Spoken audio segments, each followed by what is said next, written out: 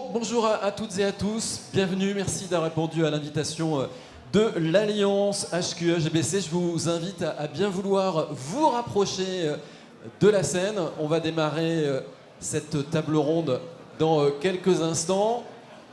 Donc merci à toutes et à tous de bien vouloir vous rapprocher.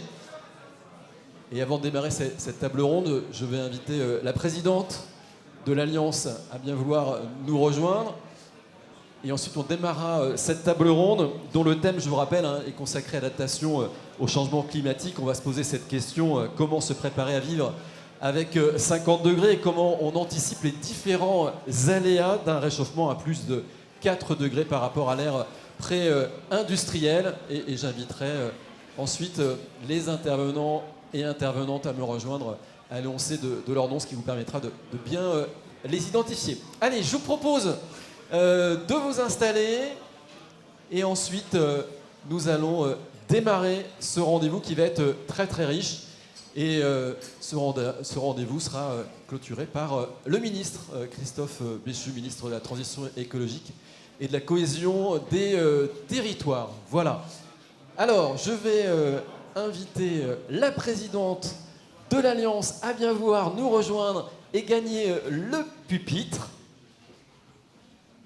pour un petit mot de présentation, d'accueil, et puis ensuite nous démarrons notre table ronde. Je vous en prie, Marjolaine Meignier-Millefer. Merci beaucoup. Alors, bonjour à tous, chers présidents, chers directeurs, chers membres, chers invités, chers bâtisseurs d'un avenir plus durable, chers amis. Je vous remercie toutes et tous pour l'intérêt que vous portez à notre association et à ses travaux d'abord, d'être venus là avec nous réfléchir et échanger sur la thématique de l'adaptation au changement climatique, puisqu'en effet nous sommes désormais face à l'urgence climatique, vraiment face à face, et chacun de nous, quel que soit notre rôle, notre expertise, nous portons finalement une part de solution et donc de responsabilité dans l'identification des stratégies qui vont permettre de répondre aux changements permanents et imprévisibles que nous imposent les aléas climatiques, qui sont malheureusement entrés dans nos vies maintenant au quotidien. Alors, chefs d'entreprise, experts techniques, scientifiques, politiques, acteurs des territoires, professionnels présents sur le terrain, citoyens et citoyens engagés, c'est à toutes les échelles que se trouvent les capacités de répondre à l'enjeu d'un cadre de vie qui doit être de plus en plus flexible, vraiment pour se mettre toujours au service de l'habitant, de l'usager, de l'humain finalement, qui est au centre de nos préoccupations. Plancher sur un cadre de vie qui soit de qualité pour la population, c'est tout l'objet de l'Alliance HQE-GBC.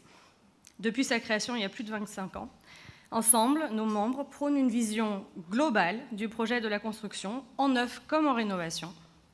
Notre association est engagée depuis le début dans une approche équilibrée des performances environnementales, sanitaires et économiques d'un bâtiment et d'une opération d'aménagement.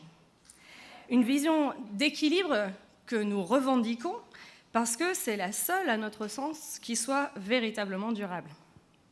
On le voit, on peut passer finalement de la thermique au carbone, du carbone à la biodiversité ou à la protection de l'eau.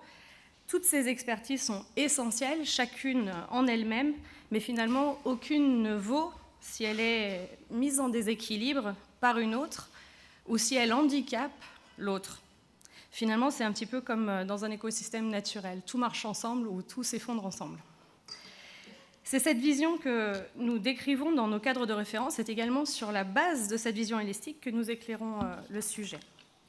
C'est comme ça que nous avons formulé il y a 18 mois un cadre de définition sur la résilience et l'adaptation au changement climatique. C'était le fruit des réflexions et de l'expérience de nos membres. On n'a rien inventé, c'était chez vous, c'était parmi vous. Et professionnels du bâtiment, de l'aménagement, vous avez proposé des leviers d'action d'ordre organisationnel, technique, mais aussi comportementaux. Ce document, il apporte des repères, un vocabulaire commun, accessible et facilement appréhendable par tous. Il facilite la transversalité et incite les différents intervenants à travailler ensemble. Et je crois que c'est ça le message sur lequel on veut insister aujourd'hui, c'est le faire ensemble.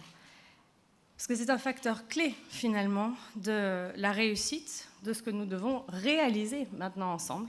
C'est l'adaptation à un monde possiblement à plus 4 degrés. Alors, table ronde sur plus 4 degrés. Beaucoup de gens disent tout de suite, mais alors non, mais 4 degrés, vous abandonnez. Non, non, on n'abandonne pas. On ne déclare pas forfait, on ne dit pas déjà qu'on est battu. On n'affaiblit pas non plus la lutte contre le changement climatique. Mais l'idée, évidemment, et ça a été dit et redit, y compris par les ministres, c'est qu'il vaut mieux prévoir 4 et avoir 2 que l'inverse, concrètement. C'est parce qu'on avait ces travaux-là un sujet particulier, puis c'était, vous voyez, là on est au bon endroit et au bon moment. On est une association d'utilité publique et on montre qu'on est utile à l'intérêt général en étant ici. Et puis on y est au bon moment parce qu'avec tous ces travaux, on arrive à un moment donné où le ministère lance de son côté aussi une consultation autour de l'adaptation à possiblement plus 4 degrés. Donc on verra avec le ministre tout à l'heure, il nous rejoindra. Mais je voudrais vous partager quelque chose avant de l'ordre de l'anecdote, de la raison de pourquoi finalement on s'engage les uns et les autres sur ces sujets. Et moi je dis souvent que c'est le savoir qui engage.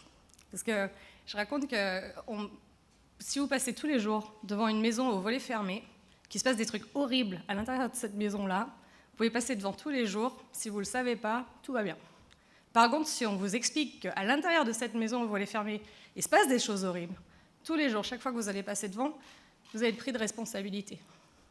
Comment j'agis, comment je fais face à cette information? Parce que tous les jours, ce sera là, ce sera sous vos nez, et vous aurez cette information, et il faudra faire quelque chose avec. Le savoir, ça engage. Le savoir, ça responsabilise.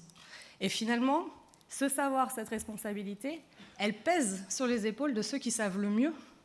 Cette responsabilité, elle pèse sur les épaules de ceux qui savent le mieux et qui agissent aujourd'hui, finalement, le mieux. Et en fait, on a le sentiment parfois qu'on met aussi en même temps sur les épaules de ceux qui savent et qui agissent la pression de l'inaction de tous ceux qui ne savent pas encore, de tous ceux qui n'agissent pas encore. Et c'est un peu... J'ai été une ancienne prof, et quand on s'adresse à une classe, en général, quand il y en a un qui n'a pas fait ses devoirs, on dit à toute la classe, c'est pas bien, vous n'avez pas fait les devoirs, et vous avez l'élève qui n'a pas fait ses devoirs, je passe complètement à côté de la tête.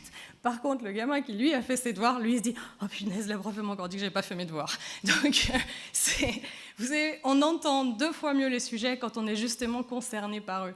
Et en fait, le message que je voudrais passer aujourd'hui, c'est qu'il faut qu'on ait confiance les uns dans les autres, confiance dans notre capacité de faire ensemble, confiance dans le fait qu'on a des solutions à partager. C'est ce qu'on dira tout à l'heure au ministre quand il nous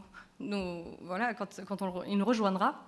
Et je crois qu'aujourd'hui, il faut qu'on passe de la bascule de la culpabilité de ceux qui savent, qui s'engagent et qui agissent, au fait de se dire que, en fait, vous êtes les ambassadeurs de tous ceux qui ne sont pas encore aussi sensibilisés que vous, aussi à l'action que vous, aussi en responsabilité que vous. Mais le savoir et la responsabilité, ça se partage, heureusement. Donc notre travail, les uns les autres, c'est d'être des ambassadeurs de ce partage-là. Et je crois que c'est l'objectif de la construction de cette table ronde de ce matin, c'est partager les savoirs, les initiatives, les talents de ceux qui font, de ceux qui s'engagent. Et donc je vais laisser Olivier et Zanetta, je ne les présente pas, nos invités, puisque c'est Olivier qui le fera, notre animateur. Et... Je te laisse la main, mais merci à eux d'être présents, merci pour toute l'énergie qu'ils nous donnent. Merci beaucoup Marjolaine Meunier-Milfer, présidente de l'Alliance HQE-GBC. On va donc parler en effet d'adaptation au changement climatique et donc nous poser cette question, comment se préparer à vivre avec 50 degrés? Alors pour en parler, on a de très bons intervenants et intervenantes. Je vous les présente tout de suite. On accueille d'abord Fanny Lacroix, qui est vice-présidente de l'association des maires ruraux de France. Vous installez où vous voulez, il n'y a pas de plan de table aujourd'hui. Vous pilotez le grand atelier des maires ruraux sur la transition écologique. C'est un rendez-vous inspiré de la Convention citoyenne. C'est une démarche inédite et une mise en lumière de ce qui se fait de très concret dans les territoires ruraux pour adopter une vision commune de la part des élus locaux. Nous rejoint également Stella Gass. Merci d'être avec nous, directrice de la Fédération nationale des SCOT, la fédération qui travaille avec 30 partenaires sur une étude sur les nouveaux modèles d'aménagement de demain. Il en ressort notamment l'urgence de repenser les espaces non bâtis comme des épicentres des transitions. Vous nous expliquerez ce que signifie cette formule. Avec nous également Raphaël Ménard nous rejoint, architecte, président du directoire de l'AREP, une agence présente en France et à l'international qui compte près de 1000 collaborateurs de 30 nationalités différentes. Vous avez engagé une démarche baptisée EMC2B pour énergie, matière, carbone, climat et biodiversité. Une démarche qui illustre vos points d'attention prioritaires pour tout projet. Et on échangera notamment avec vous sur la question du réchauffement et l'adaptation de nos métropoles, de nos grandes villes.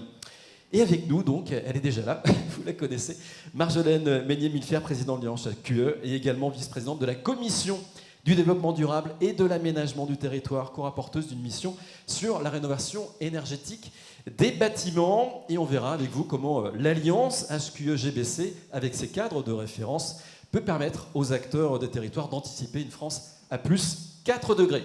Enfin, nous rejoindra dans quelques instants Valérie Masson-Delmotte, qui est coprésidente du groupe numéro 1 du GIEC. Actuellement, elle est à Bercy sur un autre événement, a eu la gentillesse de nous rejoindre avec son petit vélo à l'issue de ce rendez-vous.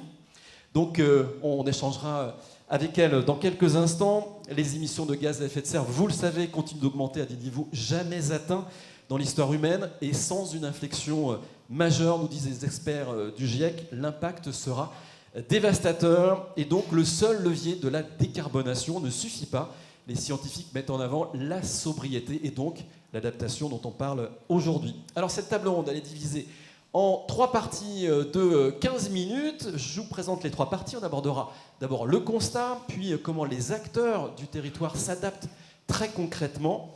Et enfin, on échangera sur l'acceptabilité, un enjeu extrêmement important pour faire avancer toute politique publique, avant d'échanger ensuite pendant un quart d'heure avec Valérie Masson-Delmotte. Je vous dis tout ça pourquoi ? Parce que vous êtes invités à témoigner, à échanger, à remonter vos réactions sur chacune des séquences. À la fin, on gardera le temps des questions, mais on s'est dit que c'était intéressant aussi de recueillir vos témoignages, puisque nous sommes ici au ministère de la Transition écologique et de la cohésion des territoires, et c'est important que votre voix soit entendue.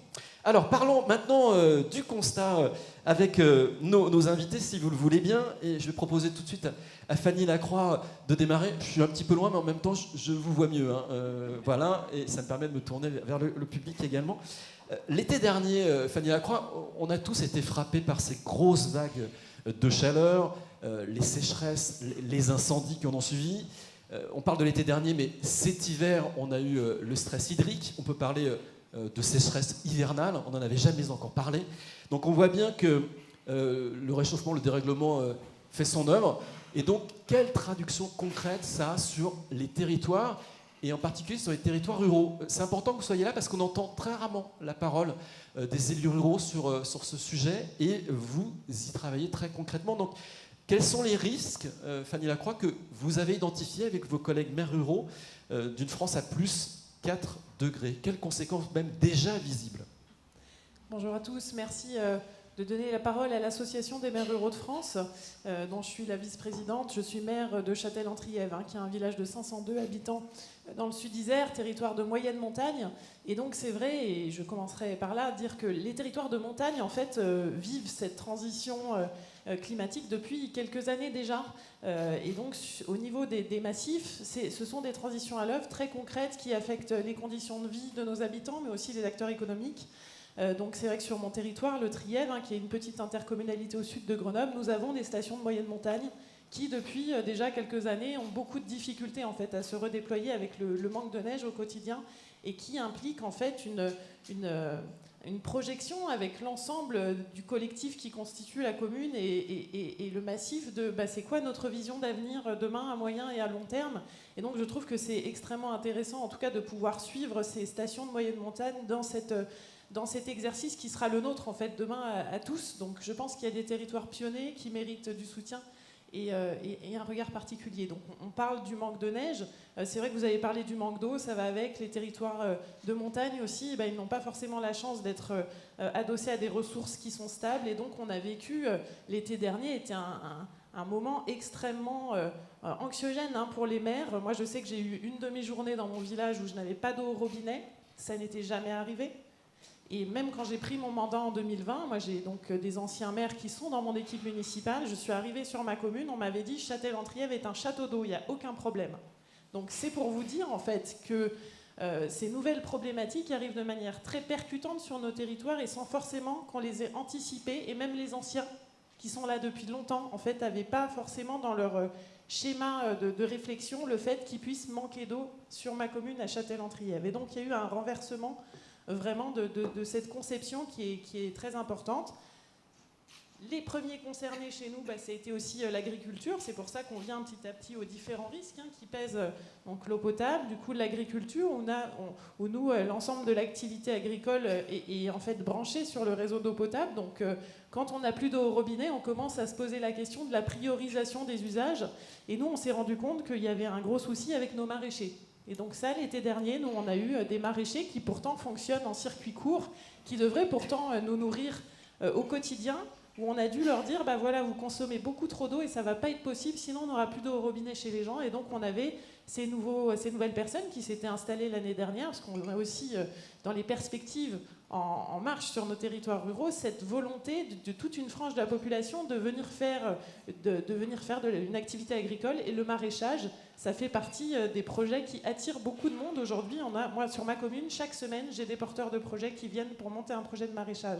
Et là, je me suis dit, mais c'est quand même bizarre, parce que je n'ai pas mon mot à dire quand il y a quelqu'un qui s'installe en maraîchage, sachant que peut-être l'été, ils ne pourront pas arroser leur culture. Donc vous voyez, tout ce qui commence à se mettre en interrogation. Et on a du mal à anticiper ce que sera demain, même jusque la forme des paysages, ce que seront nos paysages demain. Tout à fait.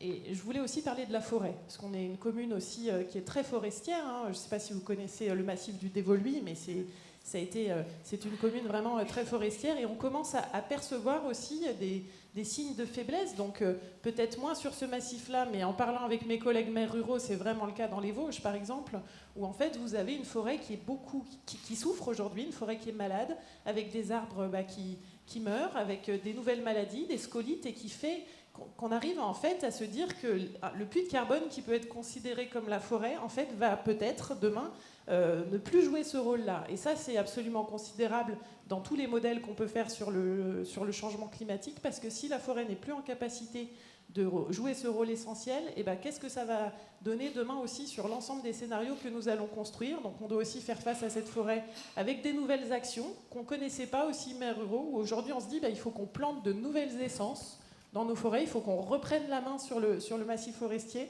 en mettant en replantant des essences qui sont davantage adaptées au changement climatique. Mais là encore, et on n'est pas au bout de nos soucis, on constate que chez nous c'est très compliqué, parce qu'il y a beaucoup trop en fait de pression synégétique, c'est-à-dire de tous les animaux qui vivent dans la forêt, qui mangent les jeunes pousses. Donc c'est très compliqué en fait d'avoir à gérer l'ensemble de ces éléments pour voir l'avenir. Et ça, c'est le constat aujourd'hui, mais les risques demain, quels sont les risques que l'on peut imaginer sur vos territoires ? Alors au niveau des risques, on a connu aussi le risque incendie très fortement, et là on en parle beaucoup dans des pays qui ne sont pas les nôtres aujourd'hui, mais ça va revenir. C'est-à-dire que le risque incendie va être un risque totalement généralisé en fait sur la France, alors qu'on ne le connaissait pas. On peut parler aussi des risques de crues torrentielles. Ça, c'est aussi quelque chose qu'on vit aujourd'hui comme quelque chose de brutal et de conjoncturel, mais je pense qu'il va falloir se mettre dans un effet structurel de ces choses qu'on vit et qu'on n'a pas forcément anticipé. Donc des risques, donc feux de forêt, crues torrentielles, des risques, la canicule qui est présent aussi et qu'on doit gérer avec nos populations, avec un effort aussi d'action sociale et de cohésion au niveau de notre tissu de population, pour qu'il n'y ait personne qui souffre trop de ces épisodes de chaleur. Voilà pour ce qui est des éléments que j'ai pu pointer, qu'on a commencé à discuter avec les maires ruraux à ce jour. Et ça questionne, parce qu'on peut se dire aussi qu'il y a des zones qui peut-être ne pourront plus être habitées demain. On se pose ces questions quand on est maire, comme vous ? Oui, on se pose ces questions. Par exemple, au bord je vous ai parlé des crues torrentielles. Très concrètement, moi, il y a des habitations aujourd'hui où je me dis que ça va être compliqué. Parce qu'on gérait des événements ponctuels où on se disait on est prêt, mais quand ça devient vraiment trop fréquent, on se dit mais en fait est-ce que ça a vraiment du sens qu'il y ait des populations qui vivent avec ce risque permanent ? Et à un moment il faudra quand même qu'on ose aborder les sujets et prendre parfois des décisions difficiles. Ouais, ça pose des questions d'aménagement. Stella Gass, donc je rappelle, vous êtes directrice de la Fédération nationale des Scots. Vous avez le sentiment qu'on a changé d'air très concrètement ? Notre modèle d'aménagement doit-il évoluer ? Doit-il faire sa révolution même ? est complètement dans un moment de révolution d'aménagement du territoire et effectivement, il va falloir changer complètement nos modèles, ça c'est clair. Et d'ailleurs, je veux rebondir sur ce qui a été dit parce qu'effectivement, il y a 40% des communes qui vont avoir des risques d'incendie. On va avoir une évolution des risques naturels et tous nos documents de risque aujourd'hui, ils n'intègrent pas l'adaptation au changement climatique. Donc on sait que le niveau de risque qu'on connaît, il n'est pas à la hauteur des enjeux. Par exemple, l'exemple de la vallée de la Vésubie, c'est sûrement ce qu'on va vivre ponctuellement partout en France. Et on a pris cet événement en fait comme un événement ponctuel. Voilà, c'était localisé là et on ne s'est pas posé la question de l'anticipation du risque, du repli stratégique de population en bord de cours d'eau. On parle beaucoup du recul du trait de côte, du repli stratégique pour le recul du trait de côte, mais en réalité, l'évolution du risque d'inondation, il est le même au bord de tous nos cours d'eau, et historiquement, c'était installé au bord de ces cours d'eau. Donc on a vraiment des sujets à repenser de manière très, très profonde. Et si on se base par exemple sur l'exemple suisse, ils sont en avance de phase par rapport à nous sur l'évolution du risque, hein, et d'autres pays comme l'Italie, on l'a vu malheureusement il y a quelques jours, hein, ou la Belgique, qui est aussi en avance de phase parce qu'ils ont une augmentation de la température supérieure à celle de la France. Et par exemple, si je reviens sur l'exemple suisse, ils commencent à changer leur modèle. Je vais vous donner des exemples concrets sur la question des infrastructures de transport. Ils savent qu'ils vont avoir des dégâts comme on en a connu dans la vallée de la Vésubie, et donc ils commencent à mettre en place des systèmes de transport alternatifs avec des shunts qui leur permettront d'utiliser autrement des trajectoires de transport, et ils n'ont pas une seule ligne de transport. Nous, on le voit dès qu'on a un glissement de terrain, le train ne circule plus. Donc ça, c'est une première chose. Et la deuxième, ils commencent à prendre des choix économiques liés au risque extrêmement importants. Je ne sais pas si vous avez suivi, par exemple, que sur l'autoroute du Gothard, elle a été fermée pendant 2 jours parce qu'il y avait des risques d'inondation très importants pour les populations. Et donc, ils se sont posé la question, est-ce qu'on laisse inonder certaines vallées ou est-ce qu'on ferme l'autoroute et on s'en sert comme un axe pour évacuer l'eau qui va arriver de manière importante. Donc, ils repensent complètement même l'usage des infrastructures artificialisées qu'ils ont. Donc on est vraiment dans des changements de modèle. Et on sait aujourd'hui qu'on n'est pas sur la trajectoire des accords de Paris. Il ne faut pas se mentir. Je pense que si les ministres ont fixé des trajectoires comme ça. Donc la question aujourd'hui qu'on a devant nous, c'est qu'on va subir les désordres du dérèglement climatique. La question, c'est comment on va agir collectivement, je crois que vous l'avez très bien dit, en responsabilité, sur freiner le dérèglement. Tout ce qu'on aura freiné, en fait, c'est des conséquences de risques qu'on n'aura pas à l'aval. Et donc, on a chacun un rôle à jouer. Et toutes les petites victoires, en fait, vont nous amener à réduire la question du risque. Donc, c'est repenser les modèles. Zéro artificialisation nette nous a déjà, avec 2 fois moins de foncier, obligés à se redire comment est-ce qu'on allait repenser ces questions. On a aussi des enjeux d'érosion de la biodiversité. C'est des questions alimentaires, médicales derrière. Et je crois que ça a été très bien dit. Tous les secteurs naturels vont être impactés, les forêts. Et on a besoin d'adapter la végétation à ces questions de changement du coup, dans nos territoires. Et il faut agir vite parce qu'en fait, voilà, les choses sont à l'œuvre. Je crois que tout le monde le voit au quotidien. Et est-ce que les élus ont pris à bras-le-corps le sujet Alors, une grosse partie des élus ont pris à bras-le-corps les sujets. Il y a 3 ans, parler de transition, certains prenaient parfois ça comme un sujet pas forcément à porter. Aujourd'hui, je pense qu'il n'y a plus aucun élu qui peut dire concrètement que les transitions, ce n'est pas un vrai sujet. D'ailleurs, nous, dans les stratégies territoriales qui sont portées par le bloc local dans les SCOT, il y a eu un pilier obligatoire mis en 2021 dans ces stratégies, qui est celui de la transition énergétique et écologique. Donc, c'est même plus une option. Et avec la modification de tous les documents en 2026 au titre de la loi climat-résilience, ces sujets vont être pris en charge. En revanche, il faut quand même mesurer que les élus qui ont été installés en 2020, il y a eu 56% de nouveaux élus, sont des élus qui ont été installés à un moment où on n'a pas pu les former comme on a formé l'ancienne génération d'élus. Ils ont vécu la gestion de crise du quotidien, le Covid, ils ont été sur la gestion de crise de l'énergie, et donc aujourd'hui, les sujets dont on est en train de parler, on a besoin d'élus qui ont une vision stratégique et une vision à long terme, qui lèvent la tête du guidon et qui préparent l'avenir des territoires. Et donc c'est comment on va accompagner tous les élus et d'ailleurs tous les acteurs, parce que ça va percuter tous nos métiers, toutes nos manières de travailler. Comment est-ce qu'on fait en sorte de construire ensemble ces visions stratégiques? Et vous l'avez très justement dit dans l'introduction, personne n'a la solution tout seul, mais tout le monde a une partie de la solution. Donc comment on crée des écosystèmes d'acteurs dans les territoires qui vont travailler ensemble pour bien identifier les enjeux, se mettre d'accord sur des stratégies partagées et œuvrer dans le même sens pour faire ce qu'on appelle nous à la fédération le changement de trajectoire des territoires, pour s'adapter justement à ces défis colossaux et qui sont multiples dans les territoires. Donc nous, c'est ce que font les élus des SCOT, ils défrichent des sujets, ils préparent, ils sensibilisent tous leurs collègues au plus près des maires, des conseillers municipaux, des acteurs du territoire. Mais vous l'avez dit, il y a aussi une question d'acceptabilité, il va falloir travailler avec les populations. Donc il nous faut une feuille de route, il faut qu'on la partage, les modes de vie, chacun d'entre nous vont être extrêmement percutés. Donc comment on co-construit ces visions de long terme tous ensemble? On va s'intéresser maintenant au cas particulier des métropoles avec notre architecte Raphaël Ménard. Il y a une réelle prise de conscience des métropoles. Là, on a vu en début de semaine au Conseil de Paris, on a voté sur un plan qui est un plan intéressant. Ça dit des choses de ces métropoles qui prennent conscience que ça va être compliqué aussi chez elles.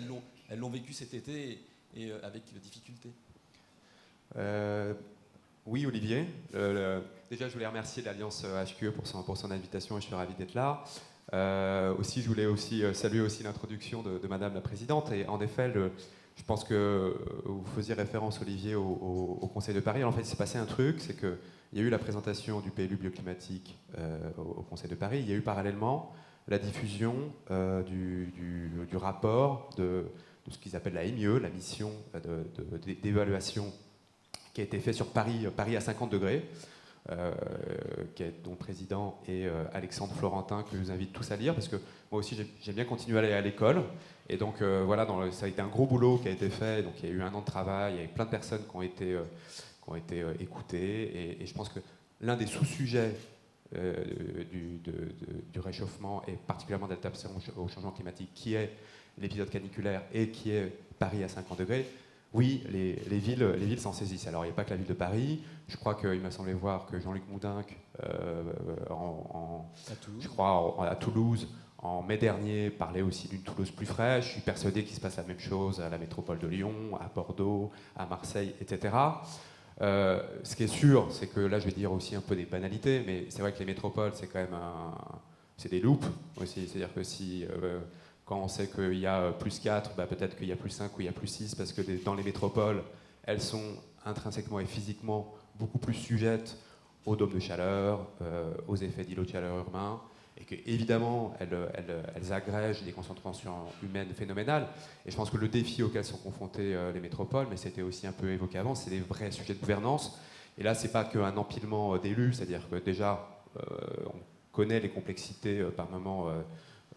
de la représentativité dans les métropoles, parce que vous pouvez avoir une mairie, des mairies d'arrondissement, une métropole et une addition de représentativité, mais vous avez par ailleurs aussi des infrastructures, vous avez des grands équipements publics. Ça veut dire que sur la question de dire c'est quoi Marseille à 50 degrés, il faut sans doute le faire aussi avec les hôpitaux publics, il faut le faire aussi avec un certain nombre aussi de grandes entreprises aussi présentes là, et donc là il y a un vrai sujet de gouvernance, regardez d'un point de vue systémique. Voilà, on parle beaucoup de ces sujets de gouvernance. Je voulais vous reposer une petite question, Fanny Lacroix. La prise de conscience des maires ruraux, elle est vraiment là, parce que la difficulté d'un maire rural, on le sait, il est dans sa mairie, parfois il n'a même pas de secrétaire de mairie, donc il n'a pas le niveau d'expertise dont on vient parler d'une métropole, et pourtant, les territoires ruraux représentent 50% de la superficie nationale. Pardon, allez-y, je vous en prie. 88%. 88%. Ah bah oui. Donc, oui. Comment on s'organise? C'est une vraie question que vous posez là, qui est tellement structurante. Parce que c'est vrai, bon, je ne veux pas dire que le milieu rural n'a pas conscience de ça, parce qu'on a des pépites en ruralité absolument extraordinaires, c'est-à-dire des maires qui ont mené sur plusieurs mandats des plans d'action formidables. Aujourd'hui, on est sur un niveau de réponse à ces enjeux-là qui est incroyable.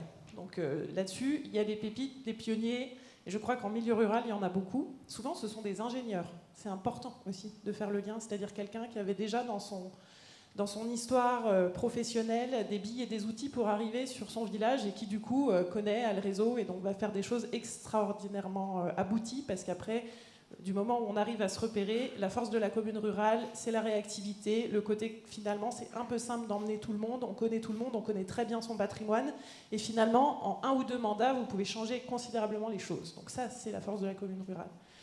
Mais on ne va pas faire une généralité de pionniers, c'est-à-dire que c'est aussi important de se poser la question plus globalement de nos maires ruraux, sachant que, comme vous l'avez dit, c'est 88% du territoire national. Si on veut faire la transition et qu'on se dit qu'on ne la fera pas sur le monde rural, on n'y arrivera pas. Donc il y a un moment, ce constat-là, il faut qu'on le partage. Or, la réalité d'un maire rural, et vous avez raison de le rappeler, on ne connaît pas assez, c'est qu'il n'y a pas beaucoup de moyens, il n'y a pas de services, il n'y a pas d'ingénierie, il n'y a pas d'expertise au sein d'une commune. Je veux dire, la majeure partie des communes rurales, ce sont des communes qui ont moins de 1000 habitants, c'est 70%. Et donc, pour la plupart d'entre elles, vous avez une secrétaire de mairie et un agent technique polyvalent. Donc ça veut dire en fait que le maire rural, comme vous disiez, il a le nez dans le guidon. C'est ça, il gère son quotidien. Souvent, il joue le rôle du fonctionnaire territorial. Il va ouvrir la mairie parce que sa secrétaire ne sera pas là. Ou même, il va faire de la comptabilité. Il va aller déboucher les tuyaux quand il y a un problème. C'est ça aujourd'hui, cette réalité-là. Donc ça veut dire que, nous, on avait conscience de ça à la MRF, qu'il y avait une vraie difficulté que les maires ruraux puissent se projeter à long terme. Et ça veut dire quoi concrètement? C'est qu'il n'y a pas de vision politique de la transition écologique vue par les maires ruraux. On a pris conscience de ça, assez tardivement, même si, bon, c'est bienveillant, hein, parce que je suis passionnée, moi, par la ruralité, mais quand même, je dis que c'est assez tardivement. Moi, j'ai été élue vice-présidente là sur ce mandat, et donc on a monté la commission transition écologique en 2021. Et donc la première des choses qu'on s'est dites avec ces pionniers qui m'ont très vite rejoint en fait sur cette commission de la MRF, c'est de dire bon, il y a déjà tout plein de choses qui existent à l'échelle de la transition écologique, il y a déjà plein de réseaux d'acteurs, il y a plein de choses, on ne va pas réinventer quelque chose qui existe déjà, au contraire, il faut qu'on s'appuie sur les réseaux existants, mais par contre, qu'est-ce qui n'existe pas? C'est cette vision politique de la transition écologique vue par les territoires ruraux. Et là où on s'est dit qu'il y avait quand même que c'était très important de le construire, peut-être j'insisterai sur 2 points. Déjà parce que nos maires ruraux, et notamment les pionniers, on voit qu'il y a les difficultés, mais il y a aussi toutes les facilités. C'est-à-dire cette possibilité pour la commune rurale, qui est une commune de petite taille, de pouvoir construire des actions assez simples, et d'emmener toute une population et tous les acteurs de son territoire dans cette direction. Et ça, on s'est dit, c'est quelque chose d'absolument essentiel pour demain, et qu'il va falloir qu'on porte ça, nous, les maires ruraux. Hein, et le deuxième élément, c'est que tous les impensés, qui sont aussi liés à nos territoires, c'est que nous, on représente des populations, mais on a aussi des biens communs naturels.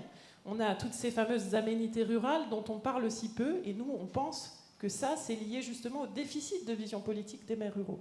Donc on s'est engagé dans ce travail, parce que c'est important, vous l'avez dit. Et les pouvoirs publics, est-ce qu'ils ont conscience des difficultés des territoires ruraux que vous décrivez?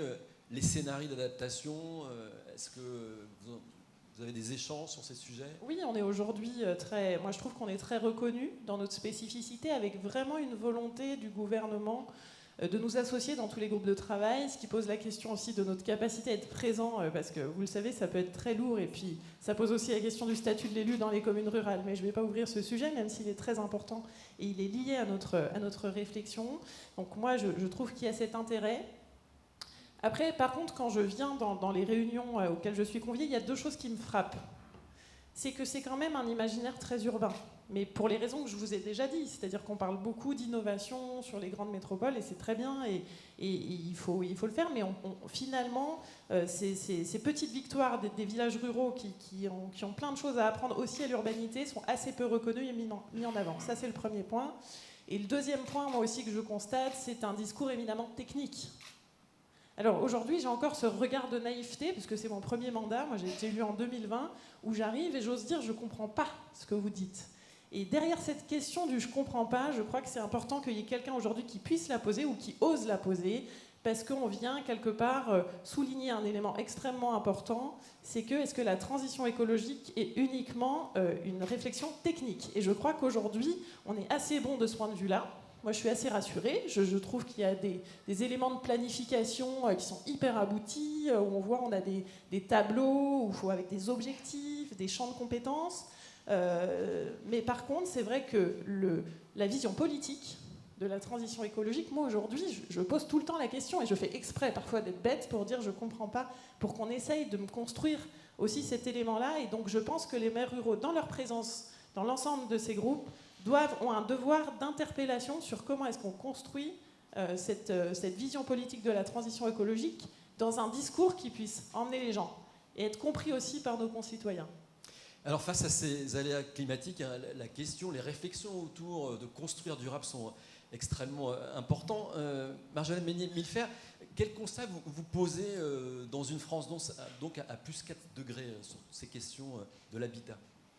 Alors, en fait, la première chose que j'ai envie de dire, c'est qu'en rebondissant aux excellents propos de nos invités, c'est que finalement, du plus petit maillon au plus grand, finalement, chacun en humain est confronté à une problématique absolument renversante.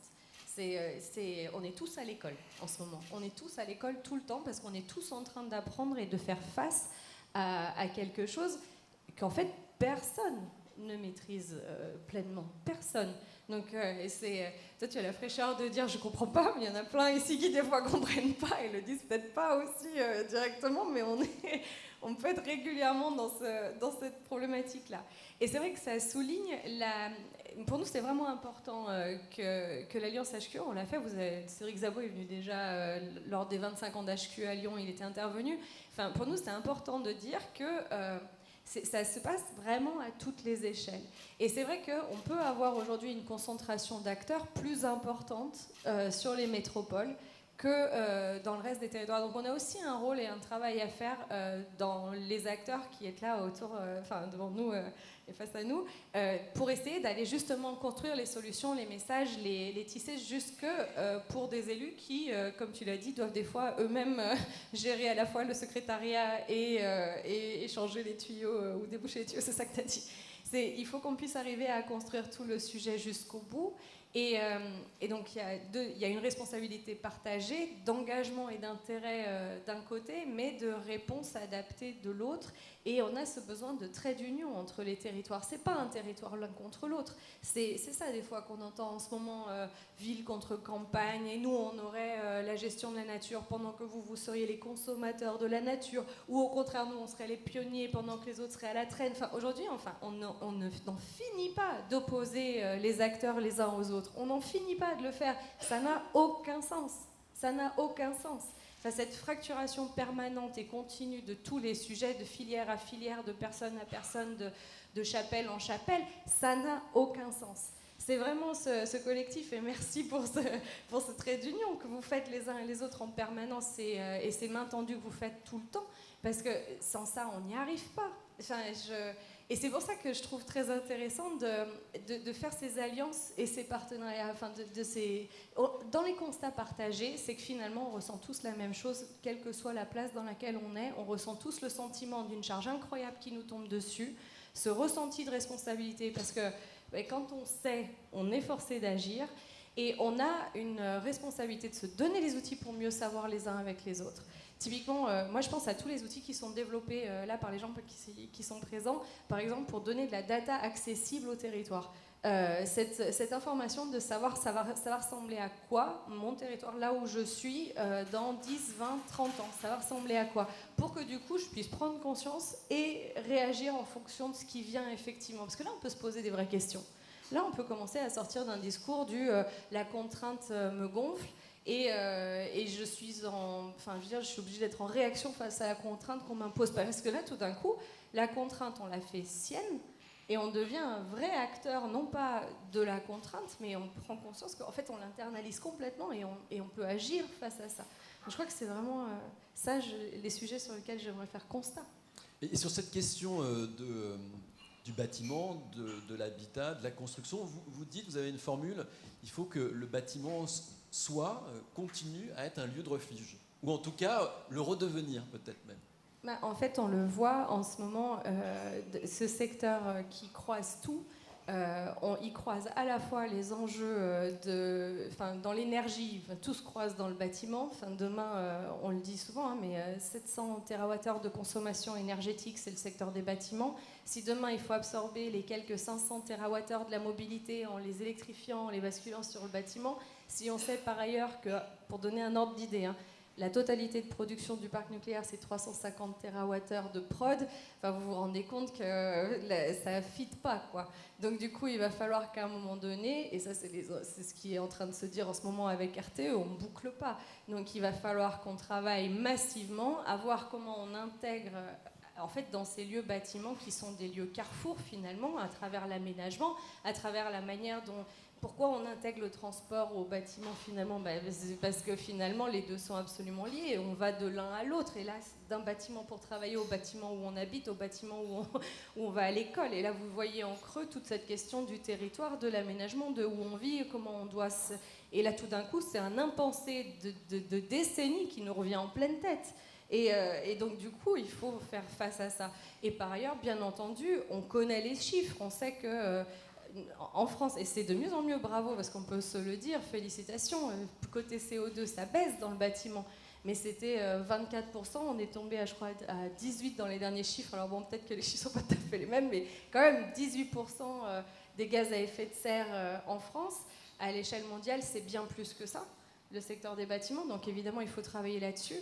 Et puis, évidemment, puisqu'on parle du ZAN, le zéro artificialisation nette, c'est le secteur qui se prend en pleine face, l'aménagement et la question de la réduction de l'artificialisation et de la question du comment on protège les continuités de biodiversité. Là encore, des sujets qui étaient peut-être insuffisamment pensés. Merci. Je vous propose, avant qu'on parle concrètement de la manière dont nos territoires s'adaptent, de vous inviter à réagir, de remonter... vos réactions, témoigner tout simplement. Donc je vais venir avec ce petit micro. Ah bah non, il y en a un là qui va se balader jusqu'à vous. Donc n'hésitez pas si vous avez une remarque, un témoignage, une réaction à apporter. Madame, au premier rang, et je vous inviterai chacune et chacun à vous présenter au préalable. Bonjour madame. Merci Pascal Poirot pour l'UNAM, l'Union nationale des aménageurs. En vous écoutant parler tous les quatre, et merci Marjolaine de l'avoir rappelé. En fait, tous les sujets que vous évoquez face aux défis du changement climatique, ce sont des sujets d'aménagement. Aménagement du territoire et plutôt d'aménagement des territoires. C'est un sujet éminemment politique qu'on a bien oublié pendant de nombreuses années, qui doit absolument revenir et qui commence à revenir un petit peu plus sur le devant de la scène avec les aléas et les difficultés que tu as rappelées, bien sûr, sur les objectifs de limiter l'artificialisation. Ce que je voudrais dire pour parler de l'Alliance, quand on parle de l'aménagement, c'est quand on a commencé à travailler en 2021 sur le cadre de définition de la résilience et de l'adaptation au changement climatique, on s'est vite rendu compte que ça dépassait totalement l'échelle du bâtiment. C'est-à-dire qu'il fallait évidemment repenser à l'échelle du quartier, mais à l'échelle même du territoire et des territoires et de la manière dont ils se liaient les uns aux autres. Alors, c'est vrai qu'on a des outils parce qu'on a beaucoup travaillé au sein de l'Alliance sur ces sujets d'aménagement. On avait édité en 2010 un guide HQE Aménagement qu'on a revu en 2020 justement aussi pour le faire évoluer en fonction de tous les sujets qui apparaissaient et qui s'actualisaient.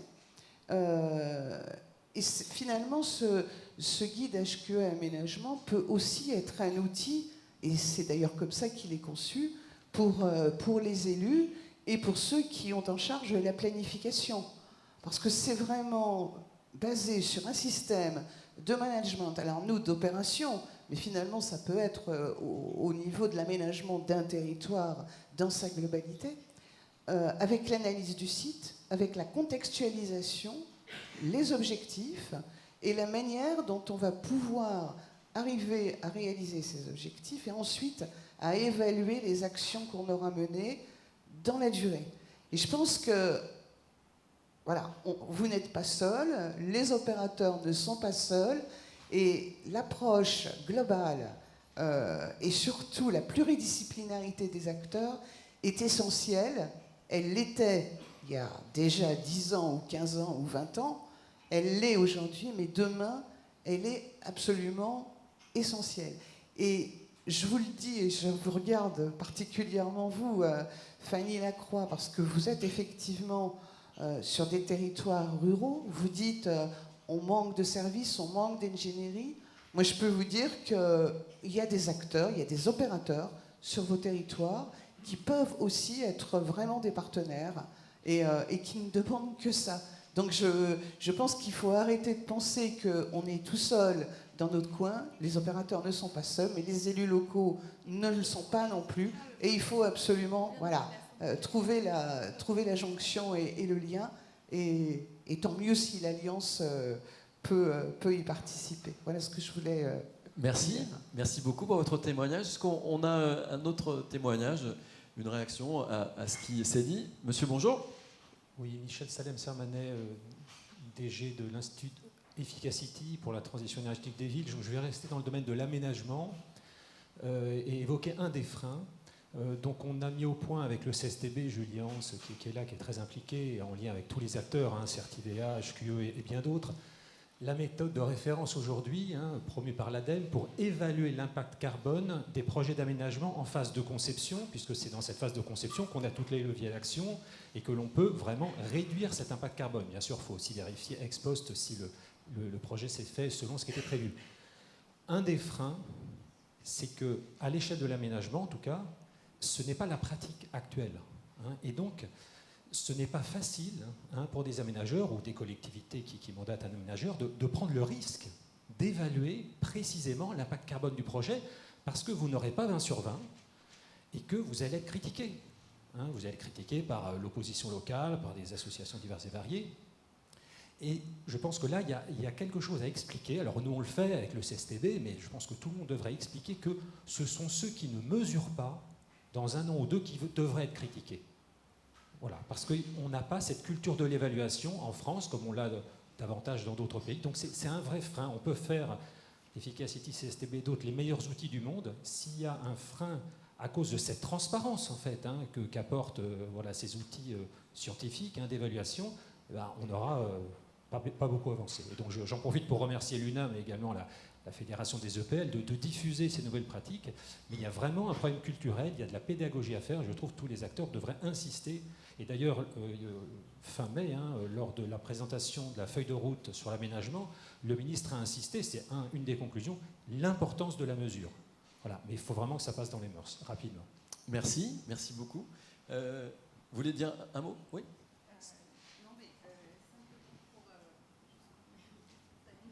Le timing, mais tout à fait. Mais bien sûr, faites bien de le dire. Alors, on va enchaîner avec la deuxième partie. Alors, on enchaîne avec la deuxième partie. On va voir comment les territoires travaillent à l'adaptation. Et je vais poser la question à Fanny Lacroix. Comment très concrètement les maires ruraux travaillent sur le sujet?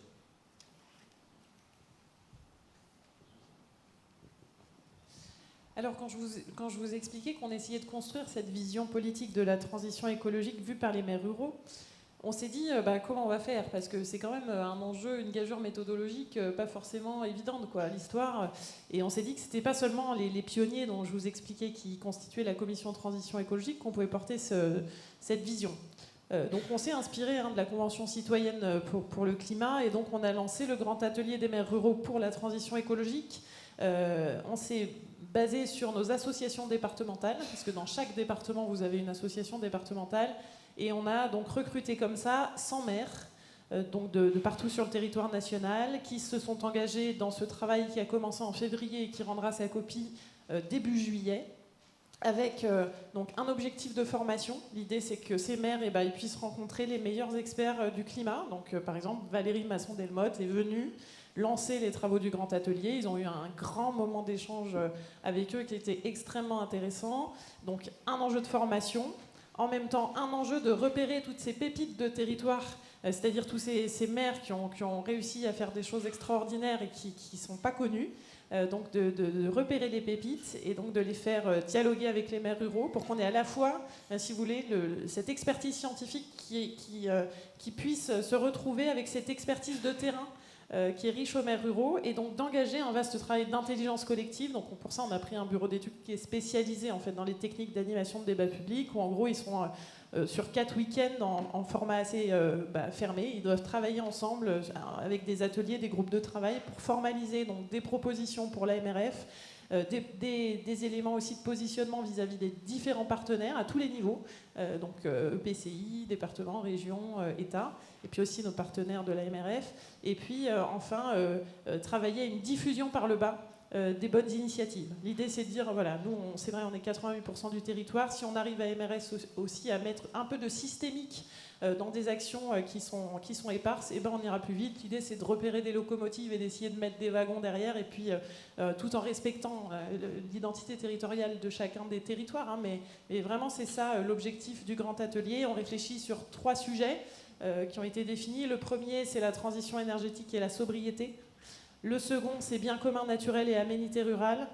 Et la troisième partie, là, qu'on est en train de travailler, on rendra la copie le 1er juillet, c'est les ressources, les leviers d'action des communes rurales, avec ce qu'elles ont de plus et ce qu'elles ont de moins. Et notamment la question de l'expertise, de l'accès à l'expertise, des moyens financiers, de la coopération territoriale est au cœur des travaux. Et c'est vrai, j'en profite aussi pour dire, effectivement, on a conscience et on se rend compte qu'il y a énormément d'expertise présente. Le problème du maire rural, dans son quotidien, c'est qu'en fait, l'expertise est très différente, qu'on parle d'école, de transition énergétique, et en fait, c'est de pouvoir repérer le bon acteur au bon endroit, sachant que selon les départements, c'est pas le même. Et donc, il y a un moment, cet enjeu d'accompagnement vers l'expertise, qui a été vraiment soulevé de manière très forte par les maires ruraux.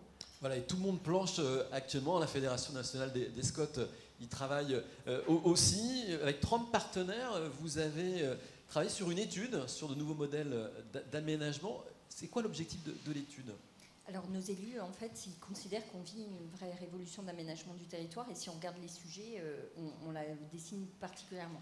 On a des enjeux de réindustrialisation, on a vu le dérèglement climatique, l'accélération des risques, on a des questions d'autonomie alimentaire, d'autonomie énergétique, on a une adaptation des territoires au vieillissement de la population, une pression sur la ressource en eau, enfin bref, une mutation du commerce. Je peux vous faire une litanie. Quand on prend tous les sujets, les défis sont colossaux.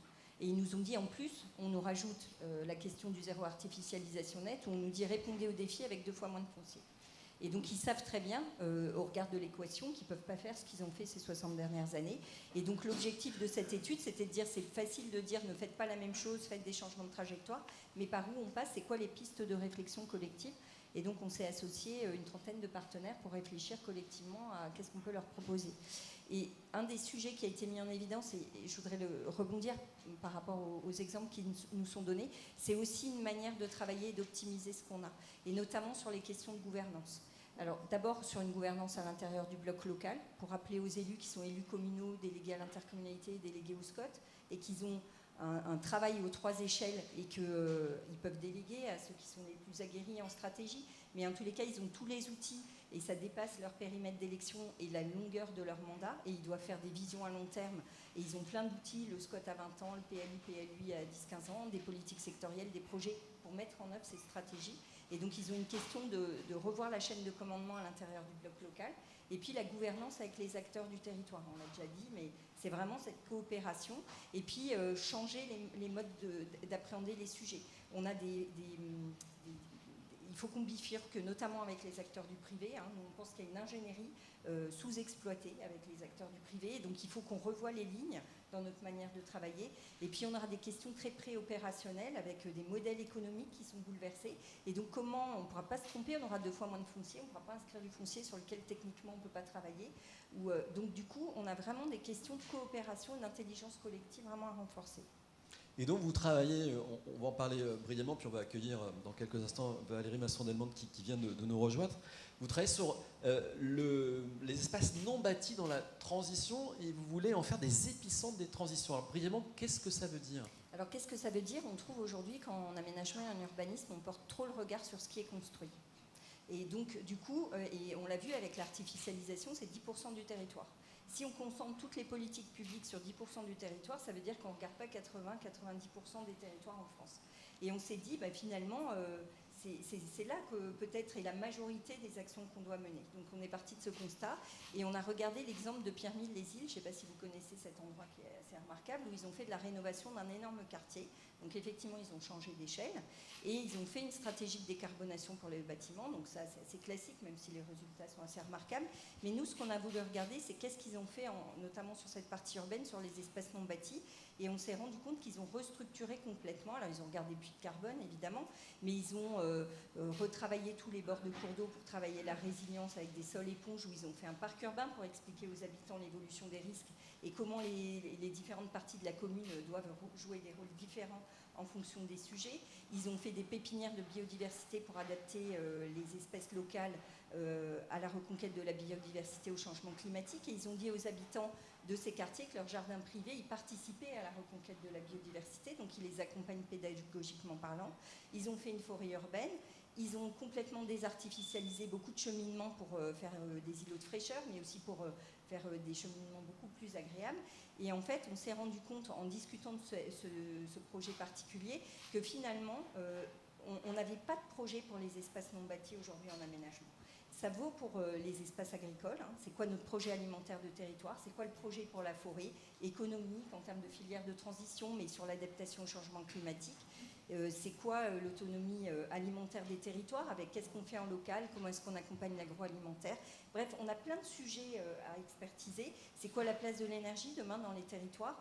On a un enjeu sur le foncier, hein, aussi sur cette énergie. Quand c'est de l'agrivoltaïsme, on ne comptera pas, mais tout le reste, on va le compter.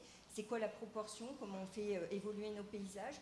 Avant, c'était des tuyaux, hein, on utilisait l'énergie. On a un enjeu d'autonomie énergétique. Comment on travaille ces questions dans les territoires, et puis comment on travaille tout ce qui est vraiment îlot de fraîcheur, par exemple sur les espaces économiques, hein, on est arrivé jusqu'à se dire, mais est-ce qu'on doit demander aux entreprises dans la zone économique dédiée du futur d'avoir son petit espace vert sur lequel ils passent la tondeuse et puis chacun a le sien?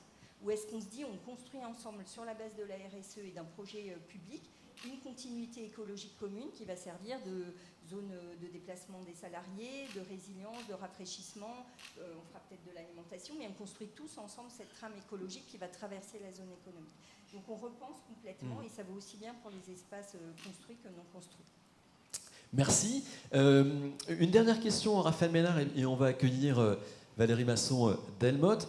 On a envie de savoir finalement que change fondamentalement, même si on vient de l'entrevoir, pour les projets d'urbanisme, ces questions d'adaptation. Qu'est-ce que ça change pour l'architecte, l'urbaniste que vous êtes? C'est un rapport au temps, au financement, au risque à prendre en compte? Tout à fait, ouais. Alors on ne fait pas que des bâtiments, on fait aussi de l'aménagement et on fait aussi du paysage hein, chez AREP. Si on a un tout petit peu de temps, mais je vais être bref, hein, mais je pense qu'il y a trois trucs, trois révolutions, pour reprendre votre mot. Il y en a une, c'est la question des données. La deuxième, c'est la question du rapport au temps. Et la troisième, c'est le rapport à l'investissement. Je rajoute le sujet des données parce que ça a été évoqué tout à l'heure par Michel dans la salle sur la question de l'évaluation. Sur la question, parce que le thème c'est l'adaptation, hein, sur l'adaptation par exemple chez AREP, on fasse des grands projets pour accompagner des collectivités locales ou des très petits projets pour faire du mobilier urbain par exemple, on essaie d'évaluer ce que le projet fait du point de vue de l'adaptation. Voilà, d'y apposer une métrique, nombre de hardes tiges qui vont être plantées, l'albédo d'une toiture exposée, etc. Donc je pense que ça c'est vraiment important qu'il y ait une descente d'échelle. Et cette descente d'échelle, je me mets aussi à la place de la maire ou du maire rural. Il y a sans doute besoin d'avoir, vous voyez, ce que j'appellerais peut-être un cadastre MC2B ou un cadastre climatique qui fait que l'information elle est facile d'accès. Et je dirais presque que l'adaptation par rapport à l'atténuation, c'est quelque part en termes de compréhension, c'est presque facile. L'adaptation, c'est vraiment une piste noire, quoi, étant donné la pluralité des vulnérabilités. Donc là, il faut vraiment simplifier, et surtout, on sait très bien que c'est très très contextuel, en fait. Le retrait ou pas d'un gonflement d'argile, la question du risque d'inondation dans la vallée de la Vésubie, c'est pas la même chose qu'à tel autre endroit. De la même façon, comment on fait pour que là, d'un point de vue peut-être même réglementaire, quand on fait un bâtiment qui va vivre 20, 30, 40, 50, 60 ans, si on fait un modèle, si on fait une simulation énergétique, peut-être qu'on y injecte un modèle régional. Alors, je fais gaffe, peut-être que Valérie me reprendra sur SSP 4.5 ou SSP 8.5. Voilà. Hein. Est-ce qu'on injecte ça dans le modèle pour voir pour faire un stress test de l'aménagement ou du bâtiment vis-à-vis de ce futur climatique plutôt incertain? Donc ça, c'est mon premier point. Le deuxième, c'est justement, c'est le rapport au temps. C'est que depuis la nuit des temps, quand on aménageait, finalement, on était pris dans la cyclicité du rythme des saisons. Donc, c'était une sorte, vous connaissez le rythme des saisons. Et là, on sait que tout va un peu de travers. Et donc, ça, c'est encore une fois, c'est une révolution conceptuelle. C'est-à-dire que Et je pense qu'il y a des trucs en tant que maître d'œuvre, aussi en tant que maître d'ouvrage, en tant que programmiste, en tant que planificateur, poser la question de l'obsolescence en fait. Et cette question, elle est fondamentale, c'est-à-dire que ça nous arrive parfois chez RF de concevoir une gare provisoire. Bon, la question de l'adaptation d'un objet qui va 10-15 ans n'est pas du tout la même chose d'une infrastructure pour laquelle on va injecter de l'argent, de la matière, on va induire du carbone qui devra vivre pendant 150 ans. Et là, ça pose des questions dans le rapport au temps qui sont très profondes, qui convoquent des questions, je dirais même assurantielles, ou de réassurance. On voit bien, là, ça commence un petit peu à changer d'ailleurs. Dans le secteur du bâtiment, ça commence un petit peu à flipper. Ça pose des questions qui consistent à dire que voilà, on pense qu'un bâtiment, ça vit 50 ans, mais peut-être que c'est moins, peut-être que c'est plus. Donc ça pose aussi des questions dans le rapport au programme. Et puis ça pose aussi tout simplement voilà, un temps de matière grise pour justement bien identifier les vulnérabilités, quoi, faire un travail un peu sérieux là-dessus. Et donc ça, je pense qu'on ne met pas tout à fait les bons moyens là-dessus. Donc on voit bien qu'on est souvent dans des rythmes de conception qui s'accélèrent, alors que ça inviterait justement à prendre juste un tout petit peu de temps pour bien cartographier la situation. Et enfin, troisième point, mais ça vous l'avez un peu compris, c'est qu'à partir du moment où on pose la question du risque climatique ou qu'on fait une infrastructure, je pense à un truc que je reprends par exemple peut-être voilà, une infrastructure qu'on rebâtit dans la vallée de la Vésubie. On va faire tout ça, on va faire venir des camions, on va faire venir du béton, etc. pour un truc qui vivra 100 ans si par exemple on fait une route, on fait un pont, on refait une voie de chemin de fer. Bref, qu'est-ce que les eurocodes là-dessus? C'est-à-dire que, excusez-moi dans la salle, je suis un peu technique, mais sur la façon de dimensionner les choses, il y a peut-être certaines situations où il va falloir aller au-delà presque même de ce qui existe dans le champ réglementaire.